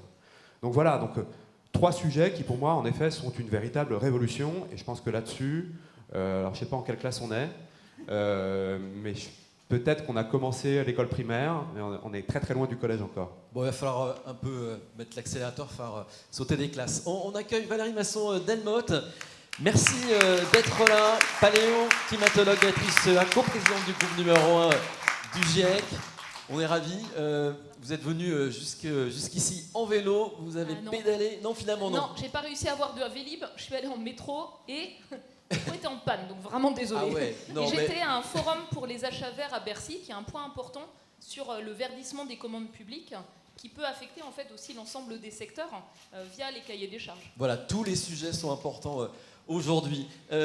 On parlait depuis le début de cette table ronde, de ces questions d'adaptation. On a écouté un petit peu chacun et chacune sur ces différents sujets. On a envie de vous entendre, avoir le regard de la scientifique sur quels risques vous envisagez et surtout, qu'est-ce qu'on entend par adaptation lorsqu'on est membre du GIEC?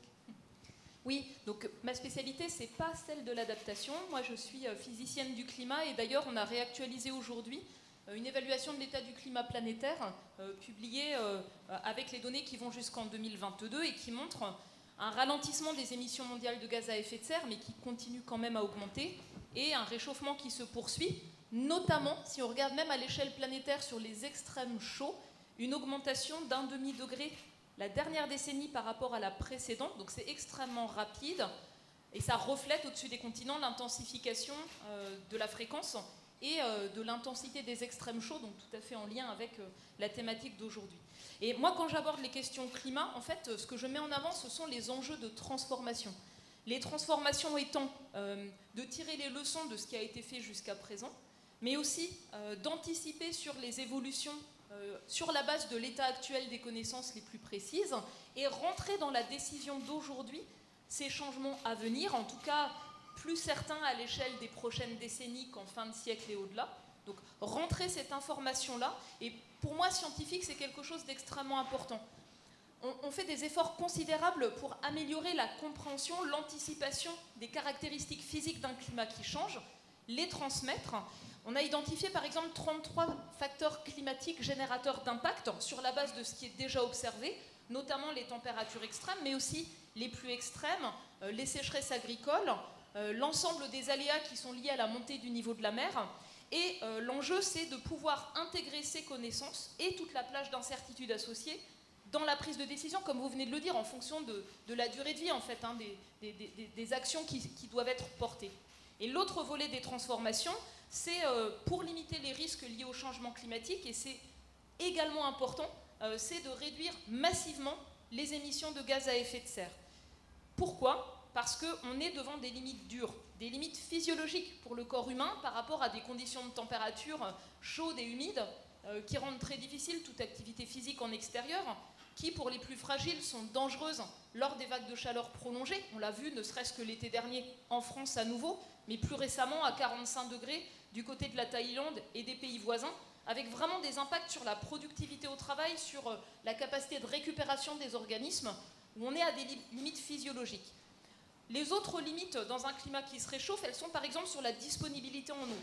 On en voit les premiers effets actuellement, des situations de pénurie d'approvisionnement en eau, des tensions croissantes pour les usages de l'eau, et le fait par exemple de perdre l'enneigement, de perdre les glaciers de haute montagne, on perd en fait un effet tampon des précipitations d'hiver qui est déstocké au moment où on en a besoin en été. Donc ça va être des limites dures qui sont prévisibles sur les décennies à venir. Et dernière limite importante à intégrer, les limites sur la capacité d'adaptation des écosystèmes dont on dépend, notamment tout ce qu'on appelle solutions fondées sur la nature, mais aussi la capacité par exemple des forêts à stocker du carbone. Elle va être contrainte simplement par les capacités de tolérance des arbres, des écosystèmes, dans un climat plus chaud. Et rien qu'en France, la mortalité des arbres elle a doublé entre cette dernière décennie et la précédente. Et on est en train de perdre le puits de carbone forestier. On misait sur le fait qu'il puisse absorber 7% des émissions, c'est plus que 4%. Donc, pour ne pas atteindre ces limites dures, l'enjeu c'est réduire massivement les émissions de gaz à effet de serre, et ça permet d'avoir plus de marge de manœuvre sur les stratégies d'adaptation. Ça permet d'utiliser l'ensemble des leviers d'action, y compris qui s'appuient sur les écosystèmes.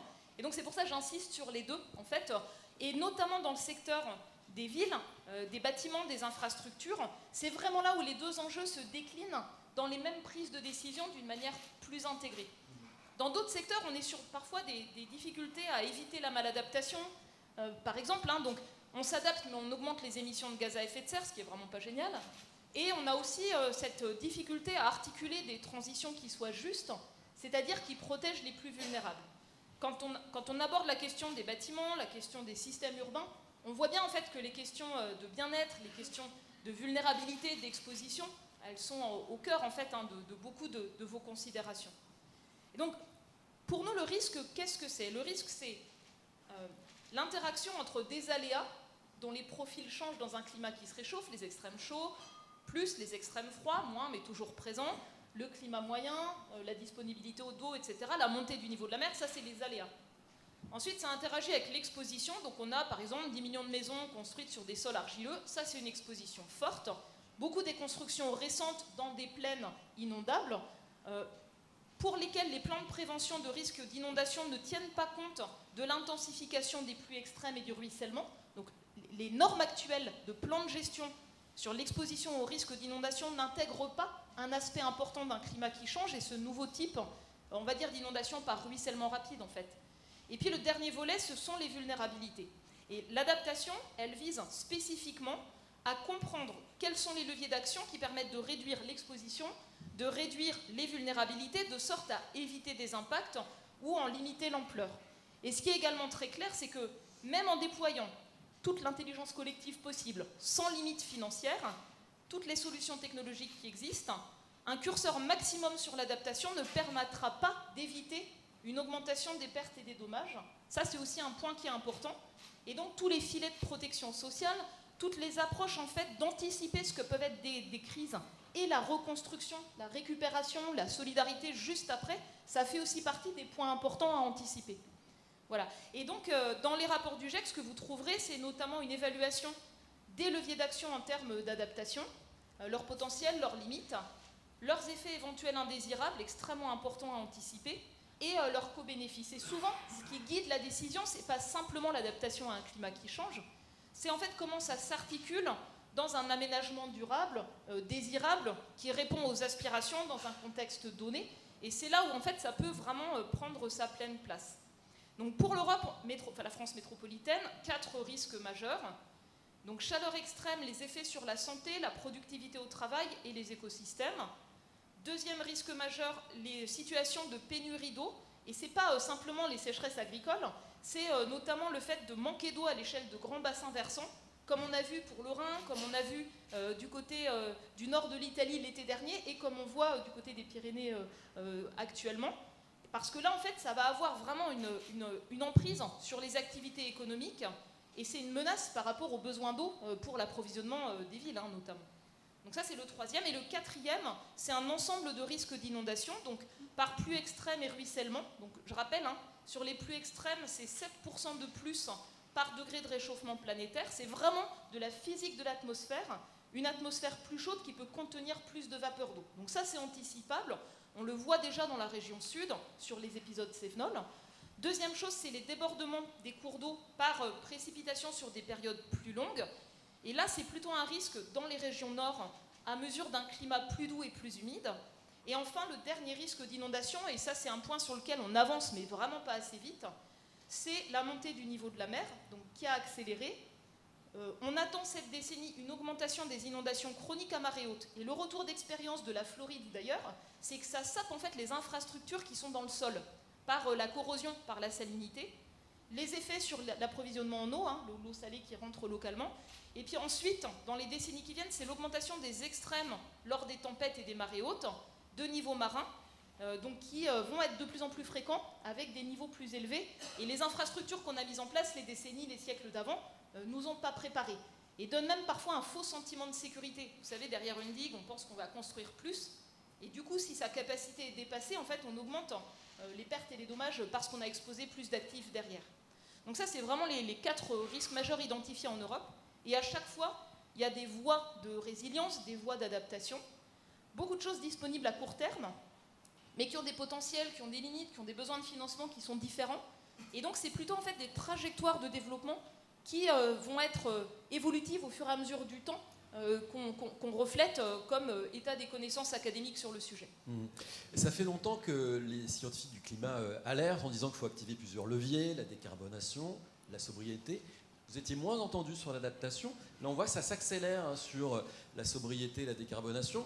Alors, on en est où, pour vous, avec votre regard, sur l'adaptation? Est-ce qu'elle a commencé? Est-ce que ça va lentement? À quel rythme? Alors, quand on regarde les freins à une action résolue en Europe, il y a 2 choses qui ressortent. La première, c'est une faible perception de l'urgence à agir. Et la deuxième, ce sont des valeurs enracinées, des visions du monde qui n'intègrent pas l'état des connaissances les plus récentes. Et si je regarde la faible perception de l'urgence, je pense que ça vient d'un sentiment d'invulnérabilité.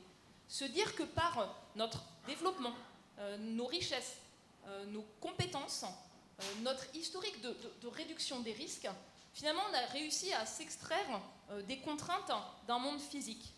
Et c'est très présent dans les pays les plus développés, évidemment, parce qu'on voit les progrès qui ont été accomplis.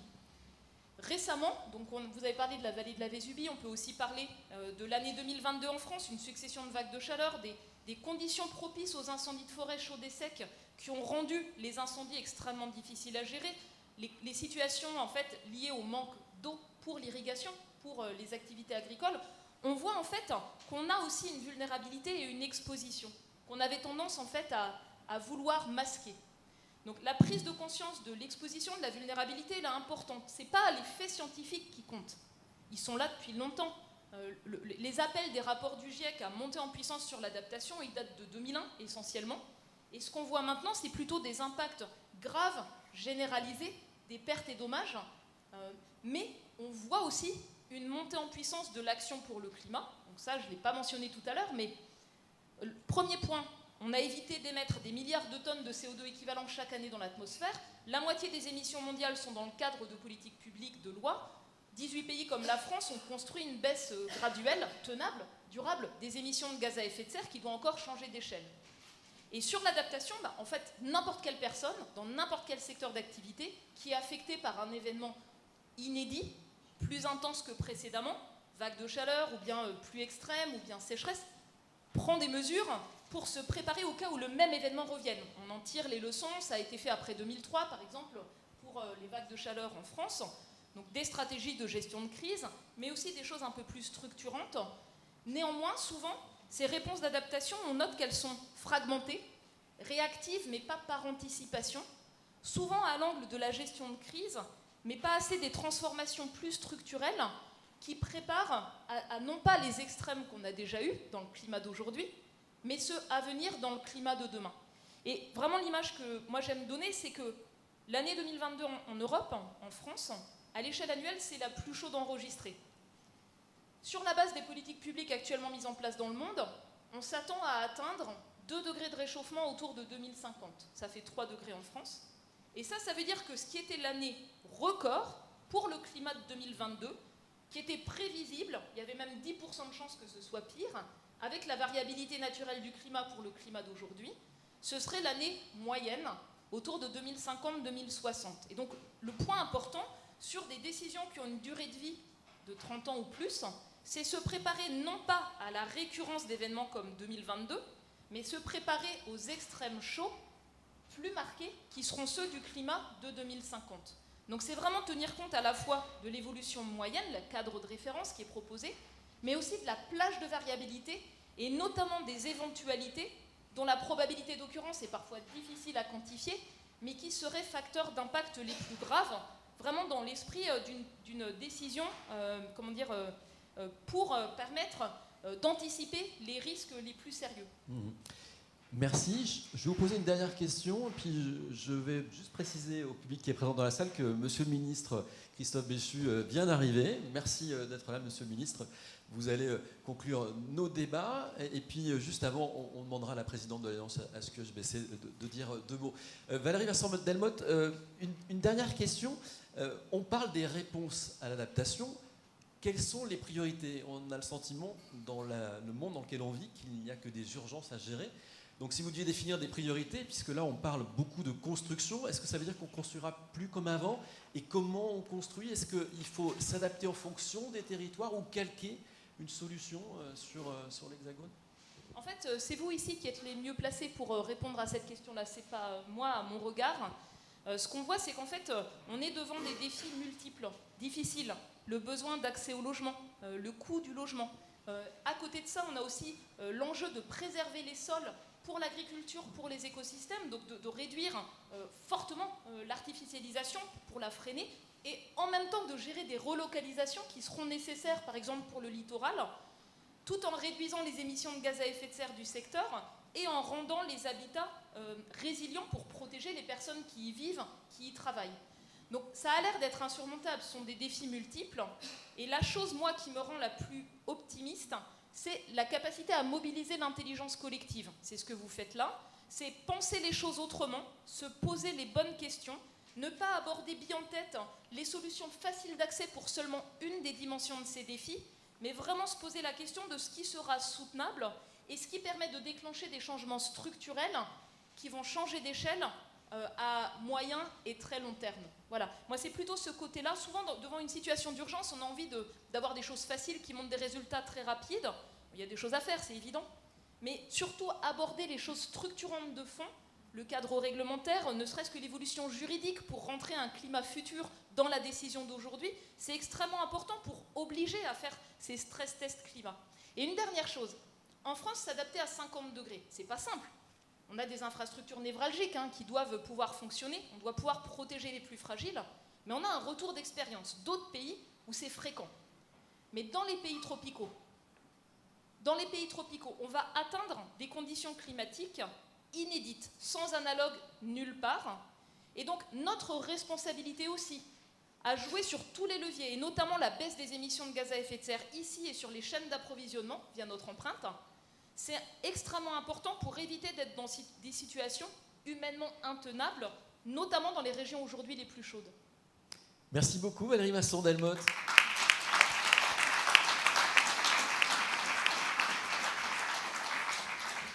Marjolaine Meignier-Millefert pour l'Alliance HQE-GBC, je vous en prie. Merci beaucoup Olivier, merci pour l'animation. Merci Raphaël Ménard, merci Stella Gass, merci Fanny Lacroix. Monsieur le ministre, cher Christophe, merci de nous avoir rejoints. Un petit mot d'abord sur la table ronde à laquelle nous venons d'assister et de participer les uns et les autres. Ça paraît idiot de le dire comme ça, mais en fait, quand on y réfléchit, l'adaptation à plus 4 degrés, c'est une question d'adaptation. Chacun, finalement, dans toutes nos pratiques, dans tous nos quotidiens, chacun à notre niveau, c'est une question d'adaptation. La question qu'on peut se poser sur ce sujet-là, c'est de se dire qu'on a un peu le ressenti, parfois, c'est ce que je disais tout à l'heure quand on parlait un peu des différentes divisions, des différentes chapelles, des différents éclatements du sujet. On a un peu peut-être l'impression qu'on va pouvoir continuer sa manière d'agir de la même manière et que c'est les autres qui vont devoir travailler autrement parce que nous, finalement, on fait déjà des choses et que c'est les autres qui vont beaucoup devoir se transformer. Et finalement, ce que vous nous rappelez très bien, chère Valérie, c'est qu'en fait, il va falloir que chacun d'entre nous, on s'adapte profondément. Chacun d'entre nous, il va falloir qu'on transforme profondément la manière dont on voit les choses. Et puis encore merci pour vos témoignages communs, pour la manière dont vous mettez en résonance les territoires, non pas les uns contre les autres, mais les uns avec les autres, chacun avec ses forces, chacun avec quelque part sa manière d'avoir déjà saisi le sujet. Merci de montrer à quel point c'est en train de rayonner, à quel point il y a déjà des solutions qui sont en train de se construire partout. Je crois que ça donne en même temps de l'optimisme, parce que c'est vrai que quand on appelle Valérie Masson-Delmotte, si la veille on avait un doute, qu'on avait un peu le nez dans le guidon, comme disait Fanny, qu'on était dans son quotidien et qu'on est en train de régler ses tuyaux, eh bien on appelle Valérie Masson-Delmotte et on se rappelle pourquoi on se lève le matin, parce qu'on sait que tout ça, c'est ça qui compte, c'est ça qui donne du sens à nos engagements réciproques. Donc c'est vrai que l'Alliance HQE-GBC, ça fait 25 ans que ces questions-là, finalement, sont au cœur des sujets. Les scientifiques le disent depuis très longtemps. L'Alliance, elle se mobilise sur ces sujets-là depuis des années. Elle essaye de construire des solutions. On le disait avant que vous arriviez, Monsieur le Ministre, on a travaillé au sein de l'Alliance HQE à un cadre qui permet de réfléchir des définitions autour de l'adaptation et la résilience dès en fait 2021. Et ça fait déjà depuis 2022 qu'on essaie, mais qu'on essaye d'expliquer ce cadre qu'on a posé. Et on est en ce moment, en parallèle de vous, en train de faire remonter les bonnes pratiques. Donc on pourra, je l'espère, contribuer utilement à ce que vous avez commencé à faire sur le sujet. Je voudrais aussi, je manquerais à mon devoir si je ne vous faisais pas, Monsieur le Ministre, un petit retour de l'engagement de la filière. Vous l'avez dit il y a à peine 15 jours, quand on était déjà tous réunis ici sur la présentation du plan de décarbonation de la filière bâtiment. Il y avait beaucoup de visages qui étaient les mêmes à ce moment-là. Et vous aviez dit à ce moment-là, ici, je le sais, il n'y a que des alliés. Et ça nous avait beaucoup touchés, puisque c'est important, effectivement, qu'on puisse se comporter les uns et les autres en alliés par rapport à ce sujet-là. C'est ce que nous avons essayé de démontrer pendant tout le temps de notre Assemblée générale. C'est tout le monde ensemble. Il faut faire PAC. Je sais que le sport, c'est un sujet qui vous parle, mais effectivement, il faut faire PAC. Il faut qu'on puisse arriver à non pas faire les uns contre les autres, en se pointant les uns les autres du doigt, mais bien en faisant ensemble. Et je voudrais signaler quand même que ça fait depuis 2017 que je l'observe, mais les gens qui sont là, ils travaillent depuis bien plus longtemps encore. Et il y a eu énormément de choses qui ont été faites déjà sur le volet environnemental. La manière dont le secteur est en train de se transformer et sous l'impulsion du gouvernement depuis plusieurs années maintenant, c'est énormément de transformation. Le secteur des bâtiments, ça a été l'intégration du carbone, là où il n'y avait que la thermique. C'est dès maintenant les questions d'intégration des autres sujets, la biodiversité, l'eau, l'économie circulaire. Tout ça est en train de se mettre en place à un rythme extrêmement dense dans les écosystèmes. Et sans ces écosystèmes qui agissent et qui travaillent et qui sont là pour essayer aussi de montrer ce qu'ils font et qui sont parmi les pionniers pour développer les premiers systèmes, on n'aurait pas les normes et les règles ambitieuses qu'on a aujourd'hui en France. Donc c'est bien une co-construction des normes, des réglementations, une sorte de va-et-vient continu qui existe entre finalement tout le secteur privé qui innove et la partie publique qui soutient et impulse. Donc c'est bien un partenariat. Sans ça, on risque d'avoir, sous un rythme trop soutenu et avec un risque d'emballement, le risque de trébucher sur le rythme extrêmement dense qu'on a en même temps. Et néanmoins, on pousse aussi à ce que le rythme s'accélère. Donc il n'y a pas de frein ici, Monsieur le Ministre, mais quand même un petit message d'alerte que ici et là, ça risque de coincer à certains niveaux et qu'il faut avoir cette écoute et cette finalement amitié pour ce secteur qui est lui-même ami de la transition environnementale. Voilà, je voulais le dire, la pression, ça transforme le charbon en diamant, mais des fois ça fait péter les tuyaux. Donc du coup, pas trop de pression dans le système, du calme et de la planification, puisque c'est l'enjeu du ministère principalement que vous portez, ça va être vraiment ce grand sujet-là. La planification, c'est pas juste une série, et je le dis avec ma double casquette de parlementaire, parce qu'on peut avoir l'idée de mettre des échéanciers, des dates à tel moment, etc., mais ça n'est pas que ça, c'est ça aussi, parce que ça donne de la visibilité, ça donne des créneaux dans lesquels on va pouvoir se placer, mais dans le même temps, c'est le management de cette filière, c'est le management de la transition, et je sais que vous y êtes extrêmement attentifs, et donc du coup, Audrey, vous faites ce message-là, on est avec vous, on est là ensemble pour pouvoir porter les ambitions du ministère, et on y va. Merci beaucoup Marjolaine Meunier-Millefer, présidente de l'Alliance HQE-GBC. On va inviter, s'il le veut bien, le ministre Christophe Béchu, ministre de la Transition écologique et de la cohésion des territoires, à bien vouloir conclure nos échanges.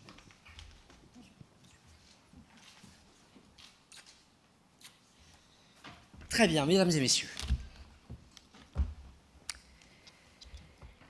J'arrive de Vincennes, où j'ai eu la joie d'installer le nouveau directeur général de l'Office français de la biodiversité, ce qui explique que je n'ai pas pu prendre part plus tôt à vos travaux. Et je ne pouvais pas être là pour vous accueillir, puisque je présentais le premier plan de gestion des vagues de chaleur, qui me semble assez raccord avec une partie de ce que nous sommes en train de nous dire.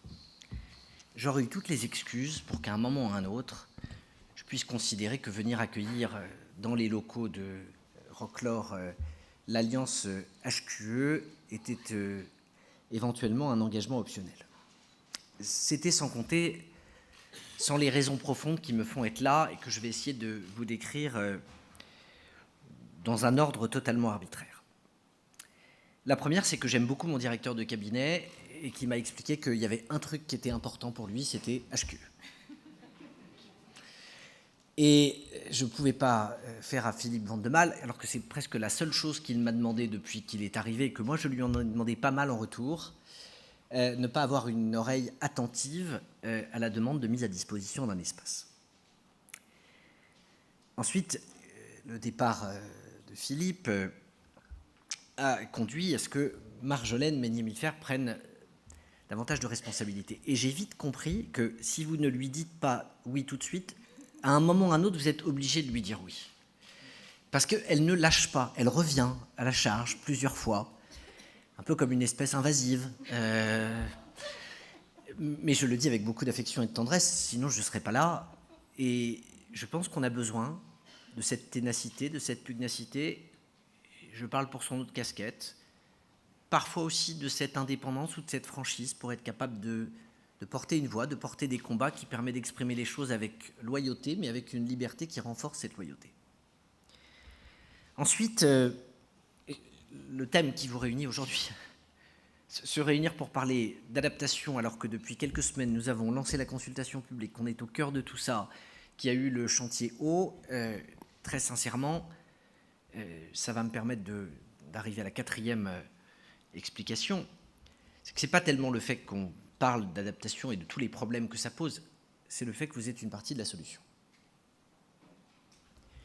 Et en voyant celles et ceux qui sont autour de cette table, surtout celles en nombre, je suis venu content d'apporter un peu de parité à cette estrade, il y a évidemment un sujet qui me vient naturellement en tête, pas seulement parce que la vice-présidente de la MRF qui a lancé ces grands ateliers de la transition écologique est là, pas seulement parce que la directrice des SCOT est là, mais parce que c'est même le sujet avec lequel j'ai été accueilli quand je suis entré dans la salle par Valérie Masson-Delmotte. C'est un petit sujet au hasard comme le ZAN, qui soulève des émotions, des inquiétudes, un ressenti, et qu'on est en train d'accuser de tous les maux, sans qu'à aucun moment on se dise que ce qui est nécessaire doit être rendu possible par un chemin technique. Et donc je vais prendre 2 minutes, pas beaucoup plus, mais comme c'est le sujet de la semaine qui arrive, et que ça arrive dans l'hémicycle dans 15 jours, et qu'on entre dans les 3 semaines qui sont vitales pour savoir le type d'ambition qu'on a en termes de sobriété foncière dans ce pays, je souhaite quand même vous en dire un mot rapide. Quand on énonce des constats et qu'on les additionne, c'est très facile de se faire peur. Et il y a des choses qui font vraiment peur. Il y a des quantités de domaines dans lesquels l'urgence ne doit pas être l'excuse de la paresse. Et typiquement, je suis extrêmement frappé du caractère très basique, parfois, des discussions qu'il peut y avoir autour du zéro artificialisation nette. Pas plus tard que cette semaine, dans un contexte très complexe pour le logement, j'ai entendu un député expliquer que tout ça, c'était la faute du ZAN et que si on avait un recul des mises en chantier, il fallait que le gouvernement décrète d'urgence un moratoire du ZAN. J'ai entendu dans l'hémicycle du Sénat, un mois plus tôt, que si nous maintenions le ZAN, et c'était un sénateur de gauche qui le disait, nous devions revenir sur l'obligation des 25% de logements sociaux, parce que ce ne serait pas tenable. Et je vous donne 2 exemples et je pourrais en donner d'autres. Quand on se pose 15 secondes, personne de sensé ne peut se dire que la trajectoire sur laquelle nous sommes en termes d'artificialisation dans ce pays est soutenable, souhaitable et bonne. On a plus artificialisé en 50 ans qu'en 500 ans, et ça n'est pas parce que nous aurions plus gagné de population en 50 ans qu'en 500 ans. Nous avons un taux d'artificialisation rapporté à notre population qui est plus élevé que nos voisins, de l'ordre de 435 mètres carrés. La désindustrialisation a bon dos, mais il n'y a que 4,6% des espaces artificialisés de ce pays qui accueillent des activités industrielles. Et pour l'essentiel, on s'est laissé aller dans des tâches urbaines que nos anciens, qui ne lisaient pas les rapports du GIEC, je parle du Moyen-Âge, qui ne savaient pas qu'il fallait parler de ZAN, ça ne leur serait pas venu à l'idée de poser une maison au milieu d'un champ qu'ils pouvaient utiliser pour se nourrir, et en n'utilisant pas les matériaux d'une des 2 façades pour soutenir la façade d'à côté de manière à être sobre, à ce que ça coûte moins cher et à ce que ça aille plus vite. Et alors qu'on est dans cette situation, on nous explique aujourd'hui que ce serait un grand péril si nous changions de braquet. Il y a eu des efforts de fait depuis la fin des années 80. On a atteint le record de 60 000 hectares d'urbanisés en une seule année, qui correspondait à ces fameux départements qui disparaissent tous les 7 ans. Et les maires, déjà, ont fait des efforts de sobriété, puisqu'en moyenne, c'est 24 000 hectares au cours des 10 ans qui nous séparent de 2010 à 2020 qui ont été artificialisés. Et donc on demande de diviser par 2 ce chiffre et d'en faire 12 000. Ce qui représente environ 125 000 hectares sur 10 ans, dans un contexte où nous avons 170 000 hectares de friches recensés dans ce pays, c'est-à-dire plus que 10 ans d'artificialisation gratuite. La moyenne de l'artificialisation de ces dernières années, dans 52% des cas, ce sont des lotissements de moins de 8 logements à l'hectare. Atteindre la sobriété foncière, ça voudrait dire passer d'un pavillon avec 1200 m² de jardin à un pavillon avec 600 m² de jardin. Qu'on aille expliquer que le ZAN, c'est la fin de la maison individuelle, c'est le tout HLM, que c'est la condamnation à ne plus pouvoir rien construire nulle part, honnêtement, c'est une forme de blessure à l'intelligence. Et de ce point de vue, avoir des experts de la construction et de l'aménagement qui peuvent même expliquer qu'on peut faire de la maison individuelle avec du 30 logements hectares, avec des dispositifs qui permettent, en sortant les parkings des parcelles, d'aller modifier un certain nombre de choses, d'imaginer les choses, c'est possible. J'en sais quelque chose. Dans une vie antérieure, j'ai été maire d'Angers. En tant que maire, j'ai eu 2 immenses joies sélectives pour votre congrès. Accueillir les assises du bâtiment durable, dont je salue une partie des acteurs en 2019 dans le centre de congrès que nous venions de rénover sur place plutôt que d'en construire un nouveau de manière à faire en sorte de faire des économies de matériaux et de faire preuve de sobriété, et d'autre part en lançant un appel à projet sur de l'individuel très dense, sur un nouveau quartier raccordé au tramway pour être capable de mesurer les formes urbaines vers lesquelles nous pouvions aller. Et c'est exactement ce qu'a dit Valérie Masson-Delmotte sur le fait qu'on a besoin d'intelligence collective pour être capable, en face des différents sujets, de savoir comment on fait. Ce qui est vrai pour l'aménagement, l'est pour le bâtiment. La planification écologique, présentée simplement, ce sont de beaux tableaux Excel dans lesquels vous avez des couleurs et à la fin un pourcentage de pente. Ce qui est compliqué, c'est ce que vous mettez derrière, à la fois en termes d'acceptation sociale, et l'acceptation sociale, elle participe ou elle procède d'abord d'une faisabilité technique que vous avez vérifiée en amont, et ensuite de la capacité à éclairer et expliquer le chemin que vous prenez. Quand vous savez par quel chemin vous passez, vous savez ce que sont les pièges et les choses trappes, et vous pouvez monter les dispositifs de soutien pour que la transition soit juste, pour qu'elle soit soutenable, pour qu'elle soit accompagnée, pour qu'elle ne se fasse pas au détriment de nos filières économiques. C'est tout l'enjeu de ce que nous sommes en train de faire avec Elisabeth Borne et que nous aurons l'occasion de présenter dans quelques semaines. Et dans ce domaine, on a évidemment besoin des acteurs du bâtiment et du logement. Alors je sais que c'est une semaine particulière, commencée par un Conseil national de la refondation, qui se poursuit aujourd'hui avec ses travaux et que nous sommes au milieu du gué, dans plein de domaines. Ce milieu du gué, c'est celui qui fait qu'on mesure bien qu'il faut qu'on accélère sur la rénovation et qu'on ne doit pas tout miser sur le neuf alors qu'on a 1,5 million de logements vacants, 3 millions de mètres carrés de bureaux sur lesquels il n'y a rien, et la possibilité d'aller explorer, de la surélévation, de faire en sorte d'avoir des changements de destination, de s'autoriser à penser de la réversibilité. Et en même temps, sur la rénovation, on a jusqu'à maintenant une unité de mesure qui est le logement. On s'aperçoit que ce n'est pas forcément l'unité la plus formidable et qu'il faudrait plutôt qu'on mesure les tonnes de CO2 qu'on évite, dans un contexte où on y consacre près de 5 milliards, et où le rapport Pisani-Ferry explique que c'est un des axes dans lequel il va le plus falloir accélérer les crédits, y compris parce que c'est sans regret, ça participe de l'adaptation, c'est bon pour le pouvoir d'achat, ce n'est pas des trucs qui sont délocalisables, et ça permet de faire en sorte de répondre en plus à une autre urgence sociale qu'est le mal-logement. Et de ce point de vue, dans les semaines et les mois qui viennent, autour du pacte de confiance avec le logement social, autour de la convention quinquennale qui sera signée avec Action Logement, je le pense, la semaine prochaine, après un vote par l'unanimité de leur conseil et leur propre plan de décarbonation, on va devoir aussi repenser une partie de nos mécanismes fiscaux. Faire en sorte qu'au lieu de donner uniquement un bonus d'exo à ce qui est neuf, on puisse le penser pour ce qui redevient neuf compte tenu de l'ampleur des travaux de rénovation qui ont été faits. Qu'on puisse, sur les sujets de réglementation, se dire que le mieux est parfois l'ennemi du bien. Le mieux, c'est de l'eau potable dans le fond des toilettes, parce que comme ça, s'il y a une chance sur 1 million qu'un enfant en boive, il ne sera pas malade. Sauf que quand on manque d'eau, continuer à se retrouver avec 30% de nos consommations qui sont liées, 30 litres d'eau en moyenne par jour et par personne qui sont liées à la chasse d'eau, si ça peut être de l'eau grise, c'est quand même mieux par rapport aux autres usages. Mais ça suppose de bouger le curseur. C'est le curseur sur le niveau de protection contre l'incendie des bâtiments en bois, sur lequel, conformément à ce que j'ai dit il y a 15 jours, la semaine dernière, j'ai eu l'occasion de commencer à prendre langue avec le ministère de l'Intérieur pour leur dire qu'à un moment, si on continuait à construire des bâtiments uniquement en béton et que c'était les bétonneurs qui déterminaient quels étaient les temps de réaction qu'il fallait pour être capable d'éteindre un bâtiment, ce qu'on perdrait d'un côté sur le climat, nous ne le rattraperions pas et on se retrouverait dans la même situation d'être obligé à faire un bouger plus tard. Mais ça veut dire une représentation mentale où, par rapport à un risque que tout le monde n'a pas encore identifié, il faut qu'on assume de baisser d'un cran par rapport à des risques qui sont identifiés, mais qui sont d'une autre nature. C'est l'eau non potable à certains endroits, c'est le fait d'ajuster en fonction du biosourcé ce qui se passe. Et ça, c'est aussi une petite révolution mentale. Parce que dans cette révolution mentale, il y a encore des gens qui veulent ou ne pas voir, ou penser que ça va trop vite, ou faire en sorte d'aller expliquer que d'une manière ou d'une autre, il serait souhaitable d'attendre et de faire autrement.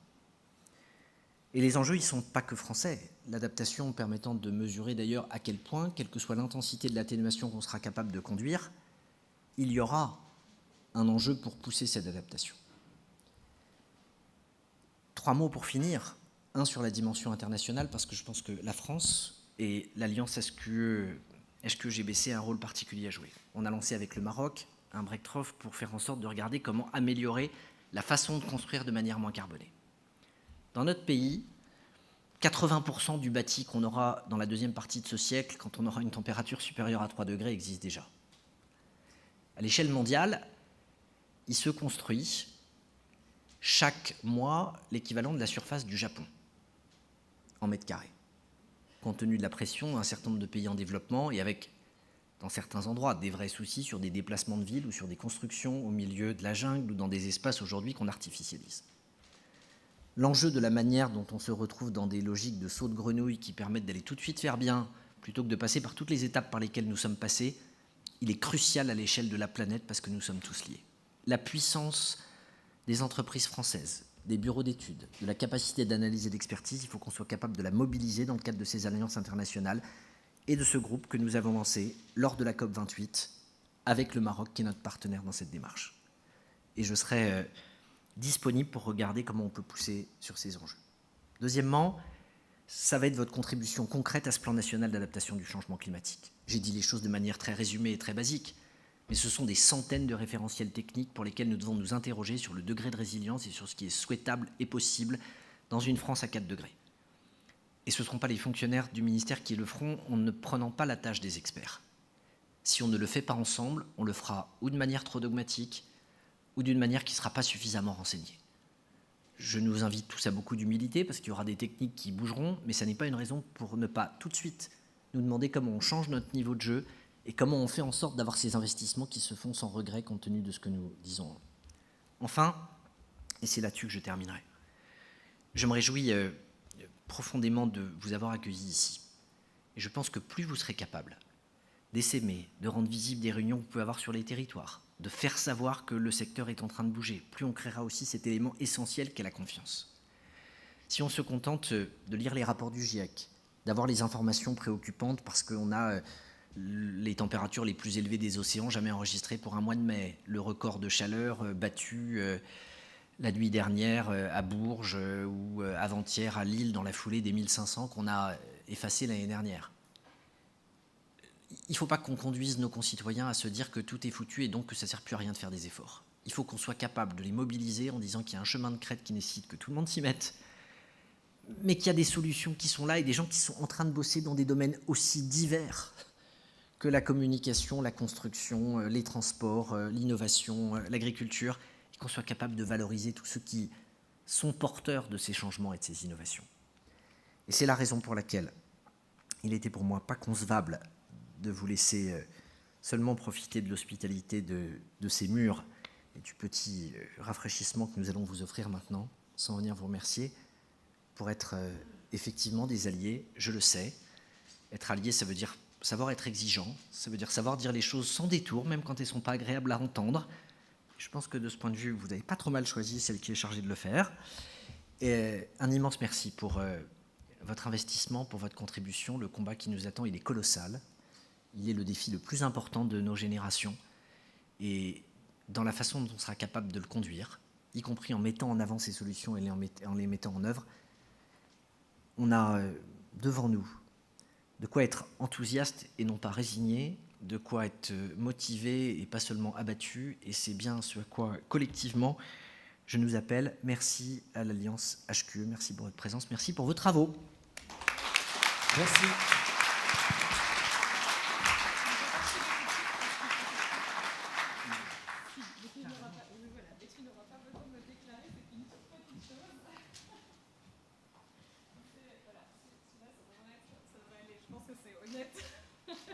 Alors, si tu regardes bien, il faut ma petite fiche avec et il faut que je prenne effectivement le micro. Donc, c'est une photo du centre hospitalier Ouest Réunion qui est basé sur l'île de la Réunion et à Saint-Paul. Et il s'agit d'une opération qui est effectivement très innovante. C'est une première mondiale. Parce que c'est la manière dont on va construire dans le futur. Si tu veux. Ça permet par exemple de se ventiler naturellement avec les vents qui sont présents sur place. Il y a un rafraîchissement naturel, la gestion des eaux pluviales, les énergies renouvelables. C'est un projet qui a fait apparaître un groupement d'entreprises à la fois métropolitaine et réunionnaise. Donc c'est vraiment la question du collectif qui se joue là-dessus, avec un projet, évidemment, une structure qui est hautement résistante pour permettre d'assurer les fonctions vitales de l'hôpital, puisqu'ils doivent résister dans ces lieux-là à des cyclones ou à des séismes que peuvent connaître l'île. Et donc ça, c'est aussi une des démonstrations de ce qui peut venir et de ce vers quoi on va avec talent et avec, comme tu l'as dit, tout l'engagement des écosystèmes qui sont à l'œuvre. Un grand merci beaucoup à tous. Merci. Merci.